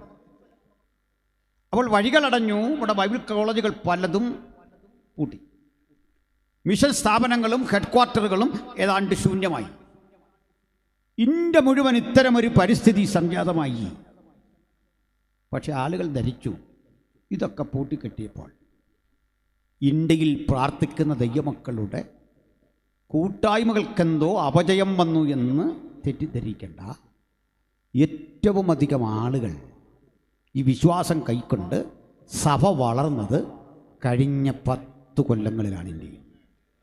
അപ്പോൾ ഒരു കാര്യം മനസ്സിലായി, സമ്പത്തല്ല സഭാ വളർച്ചയുടെ അടിസ്ഥാനം, വിദേശ നാണയമല്ല അതിൻ്റെ അടിസ്ഥാനം, സ്ഥാപനവൽക്കരിക്കപ്പെട്ട ഹെഡ് ക്വാർട്ടറുകളല്ല അതിൻ്റെ അടിസ്ഥാനം. ആത്മസന്നദ്ധരായി പണിയെടുക്കാൻ മനസ്സുള്ള സുവിശേഷകരും പ്രാർത്ഥിക്കുന്ന ദൈവമക്കളും പ്രവർത്തിക്കുന്ന സഹപ്രവർത്തകരുമാണ് ക്രിസ്തീയ വിശ്വാസത്തിൻ്റെ അടിത്തറ. അവരെ കൊണ്ടാണ് ദൈവം വലിയ മാറ്റങ്ങൾക്ക് അവസരമൊരുക്കാൻ പോകുന്നത്. അതുകൊണ്ട് ഇന്നും ആ ചാൻസ് അന്യമായിട്ടില്ല. ഇതിനു വേണ്ടിയാണ് ഞങ്ങൾ നിലകൊള്ളുന്നത്, പ്രസംഗിക്കുന്നത്, പ്രവർത്തിക്കുന്നത്. തിരികെ വരാം. ഇത്രയും പറഞ്ഞപ്പോൾ അനുബന്ധമായി പറയേണ്ട മറ്റൊരു കാര്യം കൂടിയുണ്ട്. നമ്മുടെ ഈ വളർച്ചയെക്കുറിച്ചൊക്കെ ആളുകൾ പറയുമ്പോൾ, പഠിപ്പിക്കുമ്പോൾ പറയാറുണ്ട്, നമ്മൾ പണം കൊടുത്ത്, അത് ചിലർ പണമെന്ന് പോലും പറയില്ല, പാൽപ്പൊടി കൊടുത്ത് ആളുകളെ മതം മാറ്റി. എന്തേ പാൽപ്പൊടി മോശം സാധനമാണോ? പാൽപ്പൊടി കൊടുത്തപ്പോൾ ക്രിസ്ത്യവിശ്വാസം സ്വീകരിച്ച ആരാന്നറിയണ്ടേ? 5000 വർഷത്തെ ചരിത്രവും പൈതൃകവും പാരമ്പര്യവും സംസ്കാരമുള്ള എന്ന് ഘോഷിച്ച പല മനുഷ്യരും പാൽപ്പൊടി ഒരു വശത്ത്, 5000 ഒരു വശത്ത്. അവരെന്തുകൊണ്ട് പാൽപ്പൊടിയെ ഇഷ്ടപ്പെട്ടു?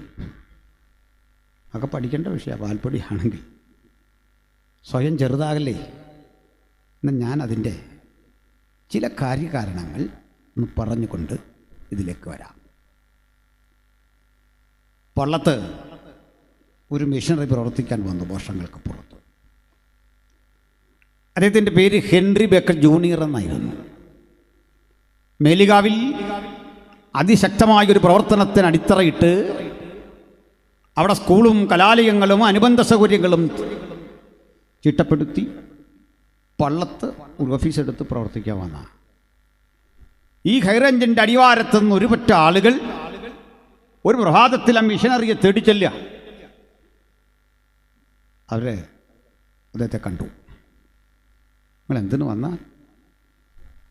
അവിടുന്ന് ഞങ്ങളുടെ നാട്ടിലൊന്ന് വരണം, ഞങ്ങളുടെ നാട്ടിൽ കുഞ്ഞുങ്ങൾക്ക് പഠിക്കണം, ഞങ്ങൾക്ക് അക്ഷരം പഠിക്കണം,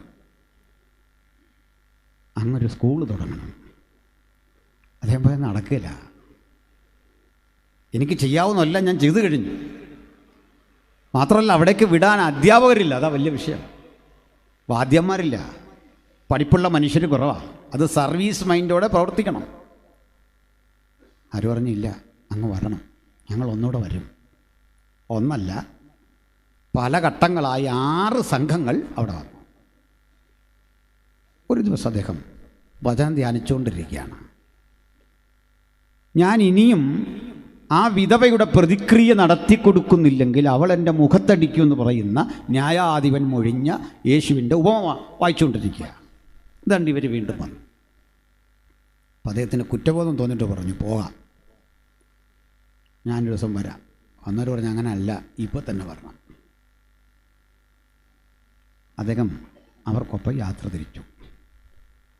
2 മുളന്തടി വെട്ടിക്കീറി, അത് പല്ലക്ക് പോലെ ഏണി പോലെ ഉണ്ടാക്കി, അതിൽ കസേര വെച്ച് കെട്ടി ഹെൻറി ബേക്കർ ജൂനിയറെ അതിൽ ഇരുത്തി.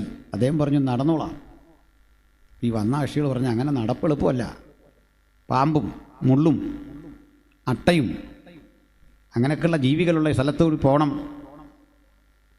അദ്ദേഹം നടന്നും ഈ കൃത്രിമ പല്ലക്കിലിരുന്നും 2 ദിവസം കൊണ്ട് ഇവർക്കൊപ്പം യാത്ര ചെയ്ത് പോകും വഴിക്ക് ഭക്ഷണമൊക്കെ വഴിയരികിൽ ഉണ്ടാക്കി കഴിച്ചും കിഴങ്ങ് ചുട്ടു ഭക്ഷിച്ചും ആറ്റിലെ വെള്ളം കുടിച്ചും പ്രഭാതത്തിൽ ഈ ഹൈറേഞ്ചിൻ്റെ അടിവാരത്തിലെത്തി. അന്ന് കേണൽ മൺറോ കാടമൻ ടി എസ്റ്റേറ്റിലേക്ക് പോകാനുള്ള ഒരു കാളവണ്ടിപ്പാത ഒരുക്കി പാതി വഴിയിലെത്തി നിൽക്കുന്ന കാലമാണ്. ഈ കേണൽ മൺറോയ്ക്കൊരു പ്രത്യേകത ഉണ്ട്. അദ്ദേഹത്തിൻ്റെ പുത്രനാണ് കേരളത്തിൽ ആദ്യത്തെ ഭൂമി ഇടപാട് നടത്തിയ ആൾ. ഭൂമി ഇടപാടെന്ന് പറഞ്ഞാൽ കേരളം കണ്ട ആദ്യത്തെ ആധാരം നടന്നത് ഇടുക്കി ജില്ലയിലെ മൂന്നാറിലാണ്. മൂന്നാറിലെ 3000 ഏക്കർ തോമസ് മൺറോ എന്ന കൊച്ചുമകന് എഴുതി പേരിക്കൂട്ടുമ്പോൾ ആദ്യത്തെ ആധാരം ഇവിടെ നടന്നു. ആ ആധാരത്തിൽ 1 സെന്റ് സ്ഥലത്തിൻ്റെ വില എന്ന് പറഞ്ഞത് 4 അണയാണ്. 4 അണ എത്രയാണെന്നറിയോ? 25 പൈസ. അറിയാമായിരുന്നു? ചിലർക്കറിയാം, പ്രായം അത്ര ആയില്ലെന്ന് അറിയിക്കാൻ. അളവൊക്കെ എനിക്ക് മനസ്സിലായി. അണയുടെ കണക്കൊന്നും ഞങ്ങൾക്ക് അറിയത്തില്ല. 4 അണയായിരുന്നു 1 സെന്റ് സ്ഥലത്തിൻ്റെ വില. അപ്പം ഈ കണക്ക് അവിടെ ഇരിക്കട്ടെ, എനിക്ക് വേറെ ചിലവ് പറയാനുണ്ട്, ശ്രദ്ധിക്കണം. അങ്ങനെ സായിപ്പ് വന്ന് ഒരു പ്രഭാതത്തിൽ ഹൈറേഞ്ചിൻ്റെ അടിവാരത്ത് നിൽക്കുമ്പോൾ വെള്ള കളറുള്ള ഒരു പറ്റം പക്ഷികൾ പറക്കുന്നു. സ്വാൻ എന്ന് ഇംഗ്ലീഷിൽ പറയുക. സ്വാൻ. യാക്കോബിനറിയാം സ്വാൻ എന്ന് പറഞ്ഞാൽ. കാരണം സ്വാൻ ഓഫ് ഏവൻ, ഏവനിലെ രാപ്പാടി എന്നൊരാളെ പഠിച്ചിട്ടുണ്ട്, ഷേക്സ്പിയറാണ്. സ്വാൻ. ആ സ്വാൻ എന്നൊക്കെ പറഞ്ഞ് പഠിച്ച പക്ഷി നമ്മുടെ ആളുകളോട് ഇവിടെ ചോദിച്ചു, ഈ പറക്കുന്ന പക്ഷിയുടെ പേരെന്താ? ഇദ്ദേഹത്തിന് മലയാളം അറിയാം, ഈ പക്ഷിയുടെ പേരറിയില്ല. ആരോ പറഞ്ഞു മുണ്ടി എന്നാ പറയുക. അങ്ങനെ ആ സ്ഥലത്തിന് അദ്ദേഹം ഇട്ട പേരാണ് മുണ്ടിക്കയം. അതാ മുണ്ടക്കയമായത്, ഹൈറേഞ്ചിൽ അടിവാരം. ആളുകളെ വിളിച്ചുകൂട്ടി, മുള വെട്ടി, വഴിയോരത്ത്, നടവഴിയോരത്ത് ഓലമെഞ്ഞൊരു ഷെഡുണ്ടാക്കി. അങ്ങ് കോട്ടയത്ത് നിന്ന് പ്രതിമാസം ഗോതമ്പ് എത്തിക്കണം, പാൽപ്പൊടി എത്തിക്കണം, പഠിക്കുന്ന കുട്ടികൾക്ക് വസ്ത്രം എത്തിക്കണം. കാരണം അന്നത്തെ ശരാശരി മലയാളിയുടെ വസ്ത്രം കൂമ്പ് പാളകളാണ്. അതുകൊണ്ട് ജൗളിക്കടയും കുറവ്. ആർക്ക് വേണ്ടിയത്? മനസ്സിലായില്ലേ? ഇതാ സ്ഥിതി. പുരോഗതിവാസ ഇതൊക്കെ എന്നെക്കൊണ്ട് അധികം പറയിപ്പിക്കാതിരിക്കാൻ നല്ലത്. അപ്പോൾ അത് ഞാൻ വീഡിയോ ചെയ്തിട്ടിട്ടുണ്ട്, അത്യാവശ്യക്കാർ കേട്ടാൽ മതി, കണ്ടാൽ മതി. ഇതാണൊരവസ്ഥ.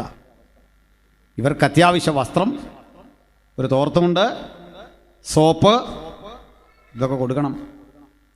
വാദ്യമാർക്കിവിടെ താമസിക്കണം. കാരണം ആഴ്ച വന്നു പോകാനൊന്നുള്ള വഴിയില്ല. ഹെൻറി ബെക്കർ കേണൽ മൺറോയെ ബന്ധപ്പെട്ടിട്ട് പറഞ്ഞു, ആ കാടവൻ എസ്റ്റേറ്റിലേക്കുള്ള വഴി നമുക്കൊന്ന് വിപുലമാക്കണം, ഞങ്ങളും കൂടാം. ഇങ്ങനെ കോട്ടയത്തു നിന്നൊരു റോഡ് വെട്ടി വരുമ്പോൾ ഒരു കുഞ്ഞു മല, ആ മല അങ്ങനെ കടന്ന് കയറി വരണമെങ്കിൽ അല്പം പാട്. എല്ലായിടത്തും മുളങ്കാടാണ്. മുളങ്കാടുകളെ കേന്ദ്രീകരിച്ച് സർപ്പക്കാവുണ്ടെന്നും അതിനകത്ത് കടക്കരുതെന്നും പാമ്പ് കടിക്കുമെന്നൊക്കെ ഭയപ്പെട്ടിരുന്നൊരു കാലം. എന്നൊക്കെ മനുഷ്യന് പാമ്പിനെ പേടിയായി. ഇപ്പോൾ പാമ്പിനെ അതിഥി എന്നാണ് വിളിക്കുന്നത്. നമുക്കൊരു അതിഥി ഉണ്ടെന്ന് നമ്മളൊക്കെ ചർച്ചയിൽ പറയും. നമുക്കൊരു അതിഥി ഉണ്ടെന്ന് പറഞ്ഞാൽ ഒരു പാസ്റ്റർ ഗസ്റ്റ് ഉണ്ടെന്ന് അതിൻ്റെ അർത്ഥം. കണ്ടോ, കാലം മാറുന്നതിനനുസരിച്ച് അർത്ഥം മാറുക. ഇതിപ്പോൾ ഒരു അതിഥി ഉണ്ടെന്നൊക്കെ പറഞ്ഞാൽ പിള്ളേർ ക്യാമറയും കൊണ്ട് വരും അതിഥിയെ കാണാൻ. മറ്റേ സാധനമാണ്. അപ്പോൾ പാമ്പുണ്ട്, ആരും കയറുകയില്ല. ഭക്തി, ഭയം, 100 പാലും ഒക്കെ വെച്ച് പാമ്പിനെ സേവിക്കുക മനുഷ്യർ. അപ്പോൾ ഈ ഹെൻറി ബേക്കർക്ക് മനസ്സിലായി, പേടി കാരണം ഇമാരിനകത്ത് കയറുകയില്ല. പാമ്പിനേക്കാൾ പേടി അവിടെ വസിക്കുന്ന ഭൂതപ്രേതാത്മാക്കൾ ഉപദ്രവിക്കുന്നുള്ള പേടി. ഹെൻറി ബേക്കർ പിറ്റേന്ന് ഒരു നാഴി നിറച്ച് പൊന്ന്, ചെറിയ നാണയം, അതുകൊണ്ടെന്ന് എല്ലാവരും കാണിച്ചു.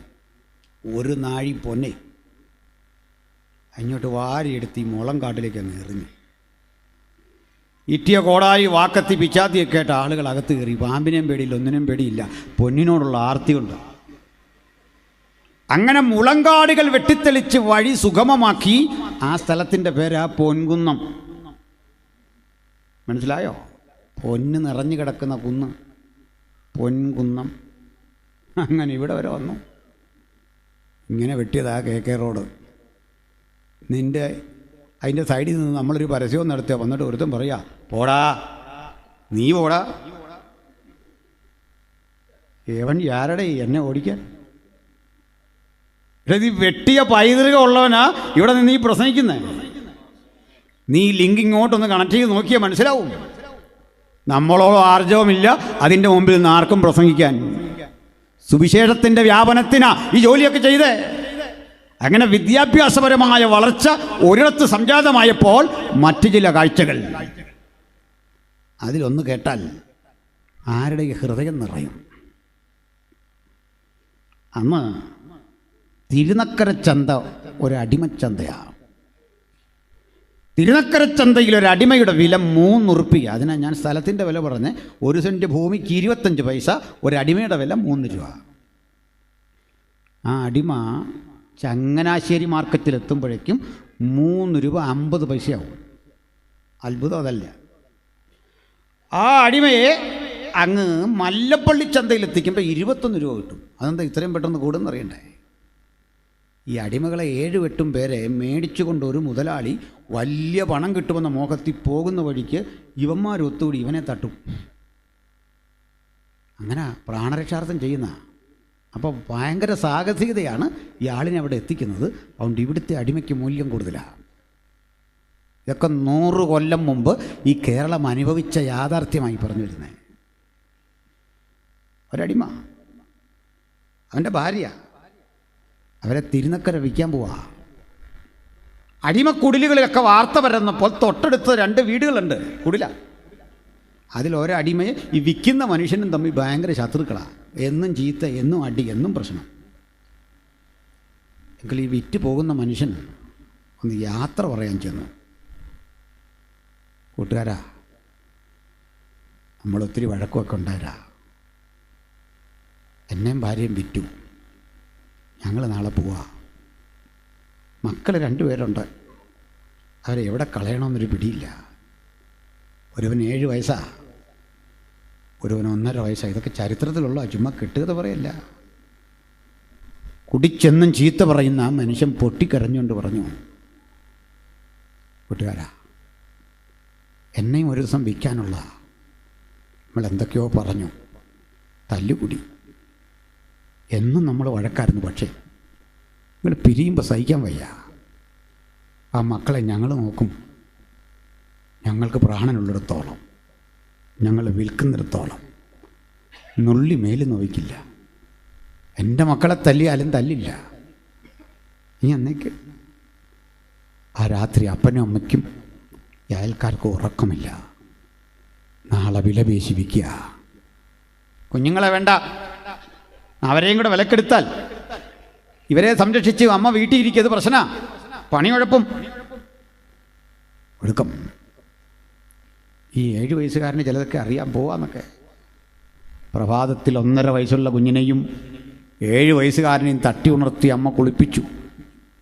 1.5 വയസ്സുകാരി ഉറക്കോ, അതിന് കുളിക്കണമെന്നൊന്നുമില്ല, കുഞ്ഞല്ലേ. അമ്മ നിർബന്ധിച്ച് കുളിപ്പിച്ചപ്പോൾ കരഞ്ഞു. അമ്മ ഇന്ന് കുളിപ്പിക്കും, കാരണം ഇനി ഒരിക്കലും അമ്മയ്ക്ക് കുളിപ്പിക്കാൻ അവസരമില്ല. ഒടുവിലത്തെ കുളിപ്പീര. പ്രിയരേ, കുഞ്ഞുറങ്ങി.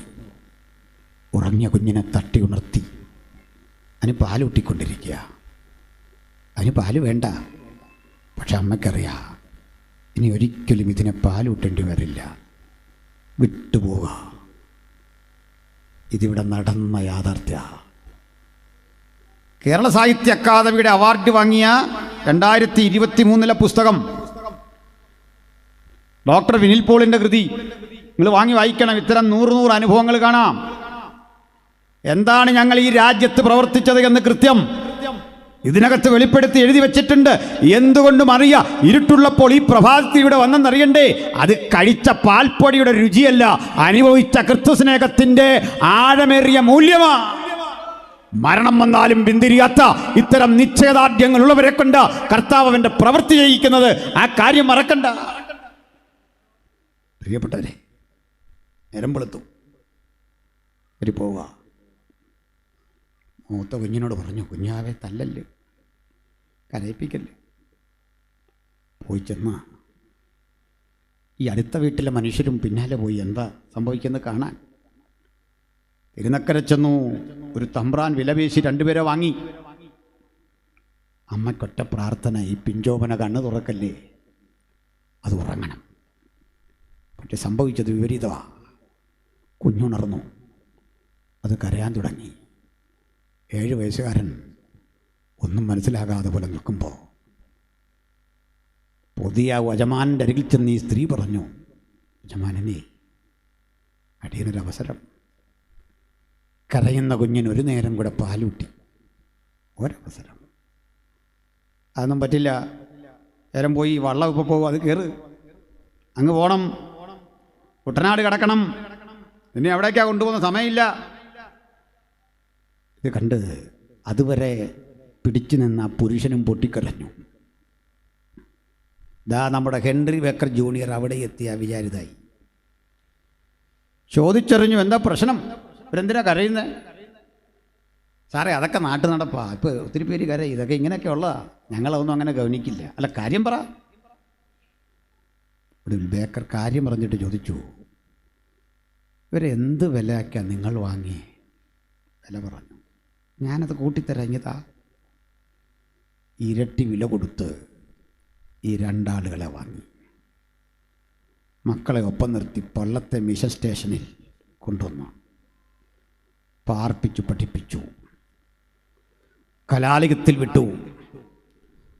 അവരുടെ അന്തസ്സിനും ആഭിജാത്യത്തിനും ഇണങ്ങുന്ന വിധത്തിൽ അവരെ പരിപാലിച്ചു. ശരിയാണ്, പാൽപ്പൊടി കൊടുത്തിട്ടുണ്ടാകാം, വസ്ത്രം കൊടുത്തിട്ടുണ്ടാകാം, അവരെ അന്തസ്സിന് ഇണങ്ങുന്ന വിധത്തിൽ പരിപാലിച്ചിട്ടുണ്ടാകാം. അത് ഈ ബൈബിൾ അവർക്ക് കൊടുത്ത മാന്യതയാ, ഇതിൽ വിരാജിക്കുന്ന ക്രിസ്തു കൊടുത്ത സ്വീകാര്യതയാ. ആയിരക്കണക്കിന് ആളുകൾക്ക് ഈ അവസ്ഥാവിശേഷം ഉണ്ടാകുമ്പോൾ എന്തായിരുന്നു ഒരു കാലഘട്ടം ഈ കേരളം കണ്ടുകൊണ്ടിരുന്നത്? വലിയ വയലുകൾ, ഈ വയലുകളിൽ വെള്ളം നിറഞ്ഞിട്ട് അശാസ്ത്രീയമായ പണി കൊണ്ട് ചെളിവാരി നിറച്ചുണ്ടാക്കുന്ന അതിൻ്റെ ആ പാടവരമ്പുകൾ പൊട്ടിയൊലിച്ച വെള്ളം അടുത്തടുത്ത പാടത്തിൽ കടന്നിട്ട് വൻ കൃഷിനാശം സംഭവിച്ച് വല്ലാത്ത വിധത്തിൽ സാമ്പത്തികമായി തകർന്ന ജന്മി ശംഖ് കറക്കുന്ന മാന്ത്രികനെ അടുത്ത് വിളിച്ച് കാരണം അന്വേഷിക്കും. ഈ മാന്ത്രികൻ വന്നിട്ട് കോഴിത്തല കറുത്തും പലതരം കർമ്മങ്ങൾക്കൊടുവിൽ പ്രശ്നം കണ്ടുപിടിക്കും. ഈ ബണ്ടുറക്കണമെങ്കിൽ ഇവിടെ ഒരു മനുഷ്യൻ്റെ രക്തം വീഴണം, ഒരു പ്രാണൻ ബലിയർപ്പിക്കണം, നരബലി. ഈ ബണ്ടിൻ്റെ തീരത്ത് കുഴികൾ ഉണ്ടാക്കാൻ ഒരു അടിമയെ പറഞ്ഞുവിടും. കുഴിയെല്ലാം ഉണ്ടാക്കിക്കഴിഞ്ഞ് കരയ്ക്ക് കയറി കുഴി തീർന്നു, അത് കാണാൻ വരുന്ന ജന്മി ഇതിനകത്തേക്ക് എന്തെങ്കിലും ഒരു തൂമ്പയോ ഒരു ഗ്ലാസോ പാത്രമോ ഒക്കെ ഇട്ടിട്ട് പറയും, നീ ഇറങ്ങി അതിങ്ങെടുക്ക്. അതെടുക്കാൻ വേണ്ടി ഇറങ്ങുന്നവൻ്റെ തലയിലേക്ക് കല്ലുരുട്ടിയിട്ടും മണ്ണെടുത്തിട്ടും ബണ്ടുറയ്ക്കാൻ ചോര കുരുതി കൊടുത്ത ഒരു ചരിത്രമുണ്ട് ഈ നാടിന്. അങ്ങനെ ആ കണ്ണൻ ചിറയുണ്ടായത്, ചീരൻ ചിറയുണ്ടായത്, ചാത്തൻ കേരി ഉണ്ടായത്, ചങ്ങനാശ്ശേരി ഉണ്ടായത്. കണ്ണനെ ചവിട്ടിത്താഴ്ത്തി കണ്ണൻ ചിറയുണ്ടായി, ചീരനെ ചവിട്ടിത്താഴ്ത്തി ചീരൻ ചിറയുണ്ടായി, ചാത്തനെ കൊന്ന് കൊല വിളിച്ച ഇടത്ത് ചാത്തൻ കേരിയുണ്ടായി. ചങ്ങനാശ്ശേരി ഭാഗത്തൊക്കെ ചെന്ന സ്ഥലങ്ങളുടെ പിന്നിലെ സ്ഥലനാമത്തിൻ്റെ പിന്നിലെ കാരണമിതാ. അവിടെ വീണ് കിടക്കുന്ന 100 കണക്കിന് നിരപരാധികളുടെ രക്തം പ്രതികാരത്തിനായി നിലവിളിച്ച് ഈ രാജ്യം പുലർത്തിപ്പോരുന്ന ഇത്തരം മ്ലേച്ഛതകളുടെ മീതെ ദൈവത്തിൻ്റെ പ്രതികാരം വരാതിരിക്കാൻ ഒറ്റ കാരണം പ്രാർത്ഥിക്കുന്ന ദൈവമക്കളുടെ സാന്നിധ്യമാ. മനസ്സിലാക്കിക്കൊണ്ടിരിക്കണം. ഈ അവസ്ഥയിൽ നിന്ന് നാടിനെ മാറ്റിയെടുത്ത് സ്വാതന്ത്ര്യത്തിന്റെ ശുദ്ധമായി ശ്വസിക്കാൻ മനുഷ്യരാശിക്ക് അവസരം കൊടുത്ത അതുല്യ കൃതിയുടെ പേരാ വിശുദ്ധ ബൈബിൾ. ഇതിൽ വിരാജിക്കുന്ന നസ്രായനായ യേശുവിനെയും ആ സുവിശേഷത്തിന്റെ മഹിമയെ ഉയർത്തിക്കാട്ടി അന്തസ്സോടെ ആഭിജാത്യത്തോടെ ഞങ്ങൾ വിളിച്ചു പറയുന്നു, മറ്റൊരുവരിലും രക്ഷയില്ല. നാം രക്ഷിക്കപ്പെടുവാൻ ആകാശത്തിന് കീഴിൽ മനുഷ്യർ ഇടയിൽ നൽകപ്പെട്ട അതുല്യ നാമം നസ്രായനായ യേശുക്രിസ്തുവിന്റെ നാമമാണ്. അതുകൊണ്ട് തെരുവോരങ്ങളിൽ യേശുവിനെ ഉയർത്തപ്പെടുന്ന പ്രസംഗകർ ഒറ്റപ്പെട്ടുവെന്ന് ധരിക്കണ്ട. നിങ്ങൾക്ക് ഐക്യദാർഢ്യം, ഒറ്റപ്പെട്ടു നിന്ന് സുവിശേഷം അറിയിക്കുന്ന, ലഘുലേഖ കൊടുക്കുന്ന, പ്രാർത്ഥിക്കുന്ന ഒരാൾ പോലും നിങ്ങളെ കണ്ട് അഭിവാദനം ചെയ്തില്ലെങ്കിലും കല്ലെറിഞ്ഞോടിച്ചാലും ചെളിവാരി എറിഞ്ഞാലും ഓർക്കണം, മഹത്തായ ഈ യുദ്ധക്കളത്തിൽ ഞങ്ങൾ നസ്രായന് വേണ്ടി ഭോഷന്മാരായി തീരുന്നു. ആരുടെയും പ്രശംസയോ ആരുടെയും പണമോ ഒരു പിടി ആഹാരമോ പ്രതീക്ഷിച്ചല്ല, മറിച്ച് ദൈവശില്പിയായി നിർമ്മിച്ചതും അടിസ്ഥാനമുള്ളതുമായ ഒരു നഗരത്തെ ലക്ഷ്യമിട്ടുള്ള ഈ വിശ്വസ്തയാർന്ന പ്രയാണത്തിൽ ഞങ്ങൾ ഇറങ്ങി പുറപ്പെടുക. ഇരുട്ടിന്റെ ആത്മാക്കളോട് യുദ്ധം പ്രഖ്യാപിച്ചിട്ട് സന്ധിയില്ലാത്ത സമരത്തിന്റെ മധ്യത്തിൽ അവിടെ വീണ് മരിക്കേണ്ടി വന്നാലും ക്രിസ്തുവിന് നിൽക്കാൻ നെഞ്ചുറപ്പുള്ള സമർപ്പണമുള്ള വിശ്വാസധീരന്മാരായ ഒരു സമൂഹം വീണ്ടും ഇവിടെ എഴുന്നേൽക്കട്ടെ. ഒരു പ്രസംഗവും വ്യർത്ഥമല്ല, ഒരു പ്രവൃത്തിയും വ്യർത്ഥമല്ല, കൊടുത്ത ലഘുലേഖ അത് വ്യർത്ഥമല്ല, പ്രാർത്ഥിച്ചൊരുമ്പെട്ടിറങ്ങിയ ഒരൊരുക്കവും വ്യർത്ഥമല്ല. അതിന് ഞാൻ തെളിവ് പറയാം. ഇന്ന് അനിൽക്കൊടുത്തോട്ടം പ്രസംഗിക്കാൻ വരുമ്പോൾ ഇത്രയും ജനങ്ങളുണ്ട്. ഇത്രയും ജനങ്ങളില്ലേലും ഞാൻ പ്രസംഗിക്കുന്ന ആളാണ്. അതെൻ്റെ കഴിവല്ല. ഈ സ്റ്റുഡിയോയിലിരുന്ന് പ്രസംഗിച്ച് ആരും ഇല്ലേലും കുഴപ്പമില്ല. ക്യാമറാമാൻ മാത്രമേ ഫ്രണ്ടിൽ കാണൂ. അതിപ്പോൾ ഒരു ശീലമായി. ആരും ഇല്ലെങ്കിലും കുഴപ്പമില്ല. ചുരുക്കി പറഞ്ഞാൽ ആരെയൊക്കെയോ ദൈവം കേൾപ്പിക്കുന്നുണ്ട് നമ്മുടെ മെസ്സേജ്.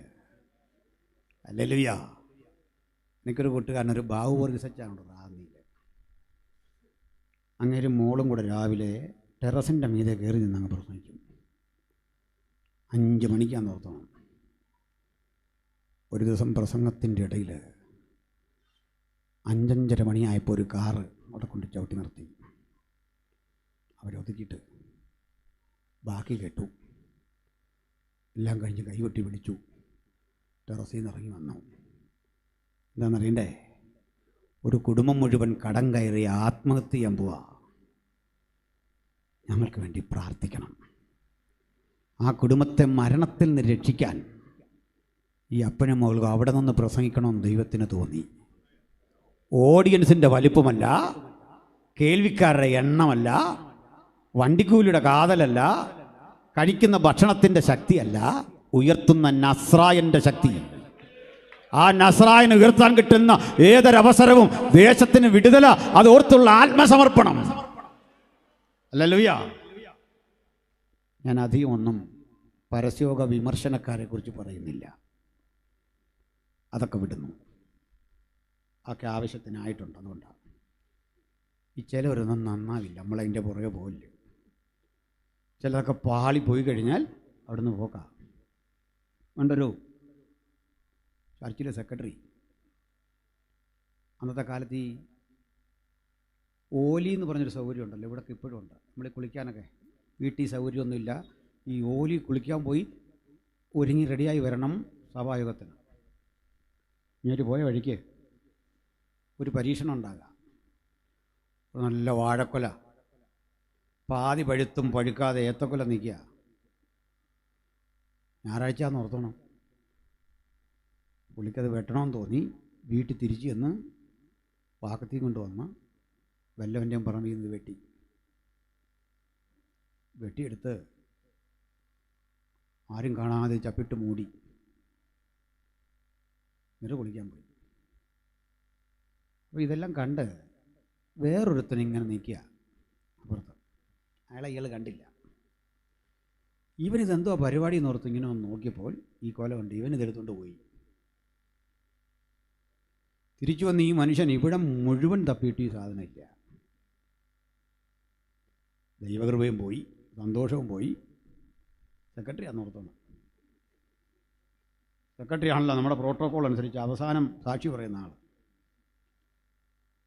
പുള്ളി കുനി ഇങ്ങനെ ഇരിക്കുക, സാക്ഷിയും പറയാൻ വയ്യ, ഒരു വിധത്തിൽ ഇങ്ങനെ ഇരിക്കുക. പാസ്റ്റർ എണ്ണീറ്റു, ഇങ്ങനെ കാണിച്ചു, മൈൻഡ് ചെയ്യുന്നില്ല. അവസാനം നിർബന്ധിച്ചാൽ പറ. പുള്ളി കുറ്റബോധം കൊണ്ട് എഴുന്നേറ്റുണ്ടോ? ദൈവമക്കളെ, സെക്രട്ടറിക്ക് തെറ്റിയെടുത്തു എന്ന് വീണ്ടും തെറ്റിയെന്ന്. നമുക്ക് തെറ്റ് പറ്റിയെടുത്തു എന്ന് വീണ്ടും തെറ്റി. സാഹിത്യപരമായ അല്പം വാസനയുള്ളവർക്ക് ഞാൻ പറഞ്ഞതിൻ്റെ അർത്ഥം പിടികിട്ടുള്ളൂ. മനസ്സിലായില്ല? എന്ന് പറഞ്ഞ പോലെ തീരെ ഈ വിഡിത്തം പറയുന്നതിൻ്റെ മറുപടി എന്നും പറഞ്ഞ് നിങ്ങൾ ആരും പോവില്ല. നമുക്ക് നേരമില്ല. വാ തുറന്ന വെഡിത്തം. മനുഷ്യൻ ഓന്തായിട്ടൊക്കെ മാറുമെന്ന് പറഞ്ഞാൽ അതിപ്പരം ചില സ്വഭാവം അത്രയുണ്ട്, അത് വേറെ കാര്യം. വെക്കിഹ കൊട്ടാരത്തിൻ്റെ മുമ്പിൽ കൂടി മനുഷ്യർ രാത്രി എന്തൊരു നിർബന്ധം ഓന്താവണം, എത്രയോ ജീവി കിടക്കുന്നു അല്ലേ? അതൊക്കെ വിട്ടേക്ക്. അപ്പോൾ പരസ്യവും നടത്തുന്നവർ, പ്രസംഗിക്കുന്നവർ, ശുശ്രൂഷ ചെയ്യുന്നവരൊന്നും ചെയ്യുന്നത് വ്യർത്ഥമല്ല. എൻ്റെ കാര്യം കൂടി പറയാം. ഇന്നിവിടെ ഇരിക്കുന്ന ഇത്രയും ആളുകൾ ഇവിടെ വരാൻ കാരണം എന്താ? ഇവിടെ ഞങ്ങളാരും പ്രസംഗിക്കാൻ വരുന്നത് കേട്ട് വന്നൊന്നുമല്ല. പിന്നെന്താണെന്നറിയണ്ടേ? ഞങ്ങളുമായിട്ട് ഒരു ബന്ധവുമില്ലാത്ത ഏതോ ദൈവവൃത്തന്മാർ പണ്ടേതോ കാലത്ത് ഇതുവഴി കൊടുത്ത ലേഖ ഒറ്റയ്ക്ക് എവിടെ നിന്നോ നടത്തിയ പ്രസംഗം, അത് കഴിഞ്ഞ് വണ്ടിക്കൂലി കിട്ടാതെ കഷ്ടപ്പെട്ട് നടന്ന് ചായക്കാശിന് ഗതിയില്ലാതെ അലഞ്ഞിട്ടും വീട്ടിൽ ചെല്ലുമ്പോൾ സന്തോഷം കെടാതെ മക്കളെയും ഭാര്യയൊക്കെ വിളിച്ചിരുത്തിയൊന്ന് പ്രാർത്ഥിച്ചു. അപ്പോൾ ആ പകൽ ഇവിടെ ആയിരുന്നു. ആ ജനം വിടിവിക്കപ്പെടാൻ വേണ്ടി പ്രാർത്ഥിക്കണം. അങ്ങനെ പേരില്ലാത്ത, പെരുമയില്ലാത്ത എത്ര സാധുക്കളുടെ കണ്ണീർ ഉൽപ്പാദിപ്പിച്ച ഉണർവിൻ്റെ ബാക്കി പത്രങ്ങളായി ഈ ഇരിക്കുന്ന നമ്മളെ. ഹല്ലേലൂയ. അതുകൊണ്ട് ഇന്ന് പ്രവർത്തിക്കുന്നവർ ഓർത്തോണം, റിസൾട്ട് ഏറ്റെടുക്കാൻ മറ്റൊരു തലമുറ ഇനി വരും. അതുകൊണ്ട് ഒരു കൺവെൻഷനും ഒരു ലഘുലേഖാ വിതരണവും ഒരു പ്രസംഗവും വ്യർത്ഥമല്ല. ഒരു പുതിയ തലമുറ ഇതുവഴി വരുമെന്ന വിശ്വാസത്തോടെ നമുക്കൊന്ന് ഇറങ്ങിച്ചെന്ന് പ്രവർത്തിക്കണം. ഇനിയുള്ള കാലം അങ്ങനെ പ്രവർത്തിക്കുന്നവരൊരു കാലം വന്നിരിക്കുകയാണ്. അങ്ങനെ ഞാനൊരു ഉദാഹരണം പറയാറുണ്ട്. വലിയ മഴ പെയ്യുമ്പോൾ മുകളിൽ കിടക്കുന്ന കാർമേഘമെല്ലാം കൂടെ ഇങ്ങനെ ഘനീഭവിച്ച് പണ്ട് കിടക്കുക, ബാഷ്പീകരിച്ചു പോയി ഘനീഭവിച്ച് ഉറഞ്ഞു കിടക്കുക. അത് സമയമായപ്പോൾ ഒരു മഴ പോലെ കിട്ടുമ്പോൾ ഓർക്കണം, ഇന്നലെ രാത്രി പോയ ആ വെള്ളം ബാഷ്പീകരിച്ച് മുകളിൽ കിടക്കുക അല്ലിത്. വർഷങ്ങൾക്കപ്പുറത്ത് പോയ സംഗതിയാ ഈ മുകളിൽ കിടക്കുന്ന മേഘം. അത് ആ മഴയായിട്ട് ഇന്നലെ കിട്ടിയേ. എൻ്റെയും നിങ്ങളുടെയും പ്രാർത്ഥനയും പ്രതീക്ഷയുമല്ല ഇങ്ങനെ മുകളിൽ കിടപ്പുണ്ട്. സകല പ്രാർത്ഥന അവിടെ കിടപ്പുണ്ട്, സകല ജാഗരണം അവിടെ കിടപ്പുണ്ട്. ഒരു ദിവസം അതിങ്ങ് കിട്ടും. അതിനെ തടയാൻ ഒരു ശക്തിക്കും കഴിയാതെ ഒരു ദിവസം അതിങ്ങ് വരും. എൻ്റെ വാഗ്ദത്തം ഒരു ദിവസം എന്നെ തേടി ഇഞ്ഞ് വരും. ആർക്കും തടയാനാവാത്ത വിധം എൻ്റെ അനുഗ്രഹം വരുമെങ്കിൽ വഴിയോരത്തല്ല, ആരും കേൾക്കാനില്ലാത്ത ഇടത്ത് നമ്മൾ യേശുവിനെ സാക്ഷിച്ചാലും ഒരു ഭോഷനെപ്പോലെ നിൽക്കേണ്ടി വന്നാലും ആ ഇഹലോകം വിട്ട് പിരിയും മുമ്പ് എൻ്റെ മീതെയുള്ള ദൈവത്തിൻ്റെ വാഗ്ദത്തം അതിങ്ങ് വരിക തന്നെ ചെയ്യും എന്ന ചിന്തയോടെ നമുക്ക് കർത്താവിന് വേണ്ടി ഇന്ന് പ്രവർത്തിക്കണം. ഹല്ലേലൂയ. പ്രിയപ്പെട്ടവരെ, ഒന്ന് ഞാൻ പറഞ്ഞു അവസാനിപ്പിക്കാം. ഈ സഹോദരി ഇവിടെ വന്നു. കല്ലറയ്ക്ക് മുമ്പിൽ ഭയമില്ല, ആശങ്കയില്ല, അവക്കൊറ്റ ആഗ്രഹം, യേശുവിനെ ഈ ശുശ്രൂഷ ചെയ്യണം. ഈ ശവശരീരത്തിന് യേശുവിനെ കാണാൻ പലരും വന്നിട്ടുണ്ട്. യായിറോസ് വന്നത് മകളെ ഉറപ്പിക്കാനാ. ശതാധിപൻ വന്നത് ബാല്യക്കാരന് സൗഖ്യം വരാനാ. ലാസറിൻ്റെ സഹോദരിമാർ കരഞ്ഞതേ ലാസറിൻ്റെ സ്ഥിതിക്ക് ഭേദം വരാനാ. കവർന്നഹൂമിലേക്ക് അവൻ ക്ഷണിക്കപ്പെട്ടതേ അവിടെയുള്ള നാനാവിധ രോഗികളെ സൗഖ്യമാക്കാനാ. പിറവിക്കുരുടൻ അവനെ കാത്തിരുന്നതേ കണ്ണിന് കാഴ്ച കിട്ടാനാ. അവർക്കൊക്കെ ചിലത് വേണം. ഈ മഗ്ദലനയ്ക്കൊന്നും വേണ്ട, ഉള്ളതൊക്കെ നിനക്ക് തരാ.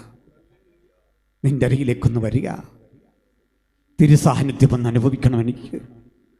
ഇതിൻ്റെ പേരാണ് തികഞ്ഞ സ്നേഹം. ഈ സ്നേഹത്തോട് ആര് ഇന്ന് രാത്രി ഇവിടെ വന്നിട്ടുണ്ട്? എന്തെങ്കിലും കിട്ടാനല്ല ഗുരു, നിൻ്റെ അരികിലേക്കൊന്ന് വരണം. നിൻ്റെ സാന്നിധ്യം എനിക്കൊന്ന് ആസ്വദിക്കണം. എനിക്കുള്ളതൊക്കെ നിൻ്റെ പക്കൽ അർപ്പണം ചെയ്യണം. തിരുമുഖം എനിക്കൊന്ന് ആസ്വദിക്കണം. കുത്തി മുറിവേൽപ്പിച്ച ആ വിലാപ്പുറത്ത് എനിക്കൊന്ന് തഴുകണം.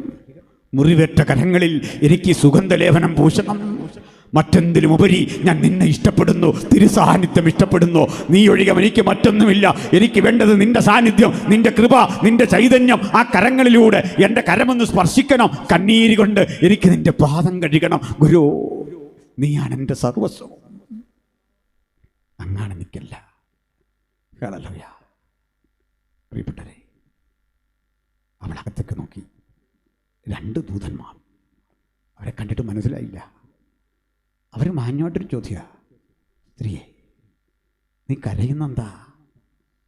മറുപടി, എൻ്റെ യേശുവിനെ അവർ അപഹരിച്ചു, എൻ്റെ കർത്താവിനെ. എവിടാണെന്നറിയില്ല, ആരാണ് അവനെ കൊണ്ടുപോയത്? അവൾ പുറത്തേക്ക് നോക്കുമ്പോൾ യേശു അവിടെ. പക്ഷെ യേശുവിനെ അവൾക്ക് മനസ്സിലായില്ല. അവൾ ഒരിക്കലും പ്രതീക്ഷിച്ചില്ല ഇത്തരമൊരു യേശുവിനെ. തിരഞ്ഞ ജനതയെ, ഒരു നിർജീവ ശരീരം കാത്തിരിക്കുന്നതേ, ഒരു മരണത്തിനും തോൽപ്പിക്കാനാവാത്ത ജീവസുറ്റ ശരീരം. ഈ അനുഭവത്തിൻ്റെ പേരാ പ്രാർത്ഥന, ഈ സമാഗമത്തിൻ്റെ പേരാ യോഗം, ഇതിനുള്ളതാ കൂട്ടായ്മ. പ്രതീക്ഷകൾ നഷ്ടപ്പെട്ട ഇടത്ത് നിന്ന് പ്രതീക്ഷകൾക്കപ്പുറത്ത് ചോദിച്ചതിലും നിലച്ചതിലും അത്യന്തം പരമായി നമ്മുടെ മുമ്പിൽ വിളങ്ങുന്ന ആ ദിവ്യ രൂപം ഒരു വിളി വിളിക്കുക, സ്ത്രീയെ. അവൾ പറയാ, യജമാനനെ, എൻ്റെ കർത്താവിനെ അവരവിടെ വെച്ചു. ഇവിടെ യേശു ഇൻട്രൊഡ്യൂസ് ചെയ്യുന്നില്ല, ഞാനാണ് യേശു എന്ന് പറയുന്നില്ല. രണ്ടാം ഘട്ടത്തെ ശബ്ദത്തിൽ അവൾക്ക് വേണ്ടി കരുതി വച്ചിരുന്നു ഹൃദയംഗമായ ആത്മബന്ധത്തിൻ്റെ ആ താളം, ആ ശബ്ദം കരുതി വച്ചിരുന്നു. അപ്പോൾ അവൾ വിളി മറ്റൊരു രൂപത്തിലാക്കി, റബ്ബൂനി. റബ്ബൂനി എന്ന വാക്കിൻ്റെ അർത്ഥം എൻ്റെ ഗുരു.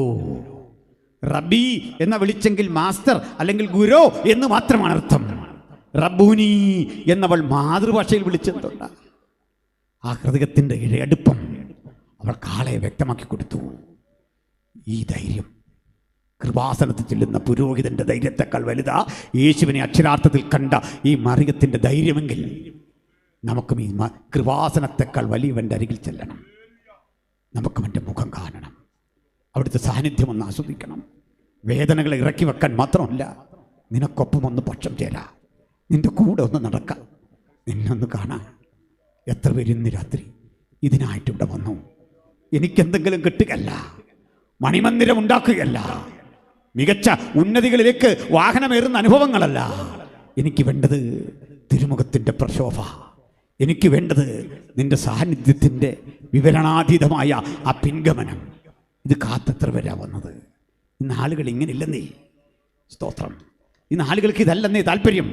എന്തിനൊക്കെയോ വന്ന് നമ്മൾ ചിലതൊക്കെ വന്ന് പറഞ്ഞ് അതൊക്കെ മേടിച്ചെടുക്കാൻ പറ്റുന്ന ഒരിടമായി തമ്പുരാനെ ചുരുക്കി കാണുമ്പോൾ നമുക്ക് പറയാം, നീ എനിക്ക് വീട് തന്നു, നീ വാഹനം തന്നു, മക്കൾക്ക് പഠിപ്പ് തന്നു, പക്ഷെ എനിക്ക് ഇതൊന്നുമല്ല പ്രധാനം. അങ്ങാണ് പ്രധാനം, അങ്ങയുടെ സന്നിധിയാ പ്രധാനം, അങ്ങയുടെ സാന്നിധ്യമാ പ്രധാനം. ബാക്കിയൊന്നും ഞാൻ വിലമതിക്കുന്നില്ല, ബാക്കിയൊന്നിനും ഞാൻ വില കൊടുക്കുന്നില്ല. നമ്മൾ പലപ്പോഴും ഈ സഹോദരിമാരെ ഒക്കെ കുറ്റം പറയും. നമ്മളെല്ലാം അങ്ങനെയാണ്. പുരുഷാധിപത്യത്തിൻ്റെ ഒരു മനോഭാവമുള്ള ലോകം അങ്ങനല്ലേ. 12 ശിഷ്യനുമില്ലാത്ത ഒരു ധൈര്യം കിട്ടിയത് ഈ സ്ത്രീക്കല്ലേ. മറ്റൊന്നുകൂടി നിങ്ങൾ കാണാം, ഷേക്സ്പീരിയൻ കഥകളിലൊക്കെ സ്ത്രീ വഞ്ചകിയാണ്. ഒഥല്ലോ എടുത്താലും മാക്ബത്ത് എടുത്താലും ഇതിലെല്ലാം വഞ്ചിക്കുന്ന ക്രൂരതയാണ് സ്ത്രീ അദ്ദേഹത്തിൻ്റെ വീക്ഷണത്തിൽ. പക്ഷേ യേശു കണ്ട സ്ത്രീകൾ, ആ മഹത് വനിതകൾ, കാലത്തിൻ്റെ ചക്രത്തെ തിരിച്ചുവിടാൻ യേശുവിൻ്റെ ഒപ്പം നിന്ന മഹത് സ്ത്രീകളാ, മഹത് രത്നങ്ങളാ. ചിലപ്പോഴൊക്കെ സഹോദരിമാർ ചോദിക്കും, ഞങ്ങൾക്ക് സുവിശേഷം പ്രസംഗിക്കാമോ? നിങ്ങളാണ് ലോകത്തിലെ ആദ്യത്തെ സുവിശേഷകർ. കാരണം ഉയർത്തെഴുന്നേറ്റവനെ കണ്ടു എന്ന പ്രഖ്യാപനത്തിൻ്റെ സാക്ഷ്യം വഹിച്ച് ഉലകത്തോടത് വിളിച്ചു പറഞ്ഞ നിങ്ങളാണെങ്കിൽ നിങ്ങൾ വിടുന്നാൽ പോരാ, ഈ പരിമിതിക്കുള്ളിൽ നിന്നാൽ പോരാ, കൂടുതൽ കരുത്ത് കട്ടേണ്ട ഒരു കാലം വന്നിരിക്കുക, യേശുവിനെ സാക്ഷിക്കേണ്ട ഒരു കാലം വന്നിരിക്കുക. അതിനുവേണ്ടി സന്നദ്ധരാകണം. നമുക്കും അത്യധികമായി ഇവിടെ ചിന്തിക്കാൻ ചിലതുണ്ട്, സമയക്കുറവുണ്ട്. ഞാൻ നിർത്താൻ ബാധ്യസ്ഥനാകുന്നു. പ്രിയരെ, ഈ സഹോദരി പറഞ്ഞൊരു വാക്ക് എന്നെ വല്ലാതെ ചിന്തിപ്പിച്ചു. ഈ പെണ്ണ് ചോദിച്ച ഈ ശരീരം ഏതാ? നിങ്ങളൊരു കാര്യം ഓർക്കണം, പലർക്കും യേശുവിൻ്റെ ശരീരവും യേശുവിൻ്റെ സാന്നിധ്യം ഇഷ്ടമാണ്. അത് 2-3 ദിവസം മുമ്പ് വരെയായിരുന്നു.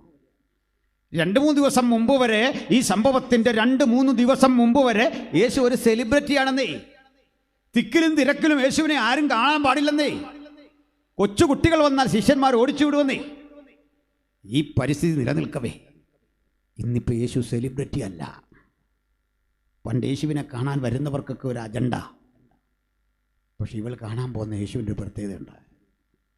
ആ യേശുവിന് അവൻ മൃതശരീരമാണ് കാണാൻ പോകുന്നത്. പണ്ടത്തെ സൗഖ്യത്തിൻ്റെ ശക്തി ഉണ്ടോ എന്ന് അവൾക്കറിയില്ല. പണ്ടത്തെ പോലെ കൽപ്പിക്കാൻ ആജ്ഞ ശക്തി ഉണ്ടോയെന്നറിയില്ല. ഇനി കടലും മീതെ നടക്കുമെന്നറിയില്ല. കാരണം ആണിയടിച്ച് കാൽകരങ്ങൾ മുഴുവൻ ബന്ധിച്ച് രക്തം മുഴുവൻ വാർന്നു, വിലാപ്പുറം കുത്തിത്തുളയ്ക്കപ്പെട്ടു. 3 ദിവസവും കഴിഞ്ഞു. ആർക്കും വേണ്ടാത്ത ഈ ശരീരം എനിക്ക് വേണം. ഞാനത് കൊണ്ടുവന്ന് വന്നതാ. യൂദാ 30 വെള്ളി നാണയം വിലയിട്ട, പത്രോസ് തള്ളിപ്പറഞ്ഞ, തോമസ് സംശയിച്ച ഈ ശരീരം എനിക്ക് വേണം. ഞാൻ നിന്നെ കൊണ്ടുവന്നതാ. ഒരു സ്ത്രീക്കൊറ്റയ്ക്ക് ഈ മൃതശരീരം എങ്ങനെ കൊണ്ടുപോകാം എന്നൊന്നും അവൾ ചിന്തിച്ചില്ല. ഏതോ ഒരു ധൈര്യം, ഏതോ ഒരു ബലം എന്നെ ഇവിടേക്ക് ആനയിച്ചു. ഒറ്റയ്ക്ക് വീട് വിട്ട് യേശുവിന് വേണ്ടി ഇറങ്ങിയിട്ടുള്ള പ്രിയപ്പെട്ടവരെ, യേശുവിനെ അനുധാവനം ചെയ്യാൻ സ്വയം സമർപ്പണത്തിന് വന്നവരെ, നിങ്ങളൊരു പരാജയമല്ല, നിങ്ങളാണ് കാലത്തിൻ്റെ വിജയം. നിങ്ങളിൽ കരുതി വച്ചിരിക്കുന്നു. അഭിനന്ദനാർഹമായ ചില പ്രവൃത്തികൾ ദൈവം സൂക്ഷിച്ചു വച്ചിരിക്കുന്നു. തനിച്ചാണെന്ന് ആര് പറഞ്ഞു? ഇവിടെ ഇതാ 2 ദൂതഗണങ്ങൾ, അപ്പുറത്തതാ ഉയർത്തെഴുന്നേറ്റവൻ. നിങ്ങൾ ഈ കാഴ്ചയുടെ വിസ്മയാകരമായ അനുഭവത്തിലൂടെ ഒന്ന് കടന്നു പോകുക. പണ്ട് മഗ്ദലീനെ ഓർത്തോ? ആർത്തിരക്കിനിടയിൽ ഞാൻ അവളെ തൊട്ടപ്പോൾ കിട്ടിയ സൗഖ്യമാ ഞാൻ പ്രാപിച്ച ഏറ്റവും വലിയ അനുഭവം. മഗ്ദലീന, അതല്ല വലിയ അനുഭവം. അതിലും വലുത് നിന്നെ കാത്തിരിക്കുന്നു. ഇതാ ഉയർത്തപ്പെട്ടവനെ, ആദി കണ്ടവളെന്ന പേര് ഈ പുസ്തകത്തിൽ സ്ഥാനം പിടിക്കത്തക്ക വിധം നിന്റെ പേരോട് കൂട്ടിയെഴുതാൻ ദൈവത്തിനൊരു പദ്ധതി ഉണ്ടെങ്കിൽ മഹാപ്രതിഫലമുള്ള ധൈര്യം തള്ളിക്കളയാതെ യേശുവിന് വേണ്ടി നിൽക്കാൻ ദൈവം ഇന്ന് രാത്രി ചിലരെ തിരയുന്നു. 35 ആണ്ടുകൾ ഇവിടെ നടന്ന യോഗത്തിന്റെ 35ാം ആണ്ടിലേക്ക് പ്രവേശിക്കുമ്പോൾ ചില പുതിയ സമർപ്പണത്തിന് വേണ്ടി ആര് തയ്യാറുണ്ട്? കഴിഞ്ഞ നാളുകളിൽ പ്രസംഗിച്ചവർ, പ്രവർത്തിച്ചവർ, നിലകൊണ്ടവർ, അവരുടെ പ്രസംഗത്തിന് മൂർച്ച വരാൻ, വാക്കുകൾക്ക് ശക്തി വരാൻ, പ്രവൃത്തിക്ക് ആക്കം വരാൻ ദൈവം തിരയുന്ന ആ കരുത്തുറ്റ മഗ്ദലന മറിയം നിങ്ങളാകാൻ, ആ യോഹന്നാൻ നിങ്ങളാകാൻ ദൈവം കാത്തിരിക്കുന്നെങ്കിൽ ഒരു ആത്മസമർപ്പണത്തിന് ആർക്ക് മനസ്സുണ്ട്? കർത്താവ് അവരെ ഇന്ന് രാത്രി തൊടട്ടെ. കർത്താവിനെ തൊട്ടനുഗ്രഹിക്കട്ടെ. എനിക്കെൻ്റെ യേശുവിനായി പ്രവർത്തിക്കണം.